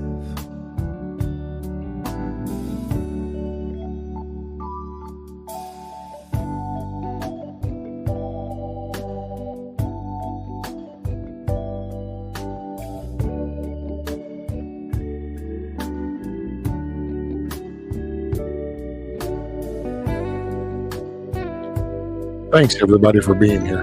I appreciate you very much. Hopefully you had a good time. Hopefully it helped take some of the stress off. We'll get ready for next week. Touch of fall in the wind. Can't wait till you come back again. You're the brightest star in my sky. Wish you could stay, that's life.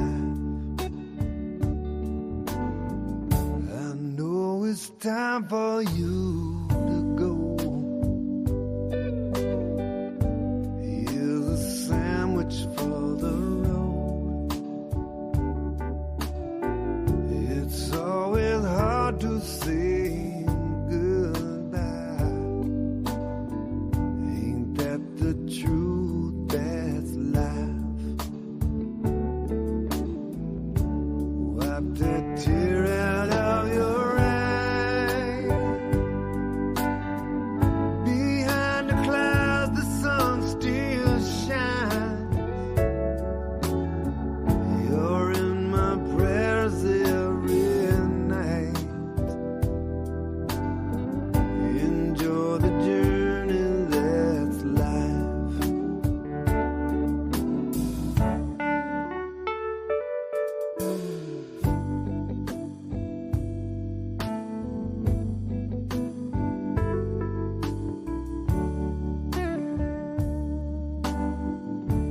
Get you some rest. Don't think about tomorrow. Wait for it to get here. And when you wake up in the morning, just tell yourself you're going to make it a good day. Whatever comes at you, you find the best out of it. I appreciate you. Much love, everybody.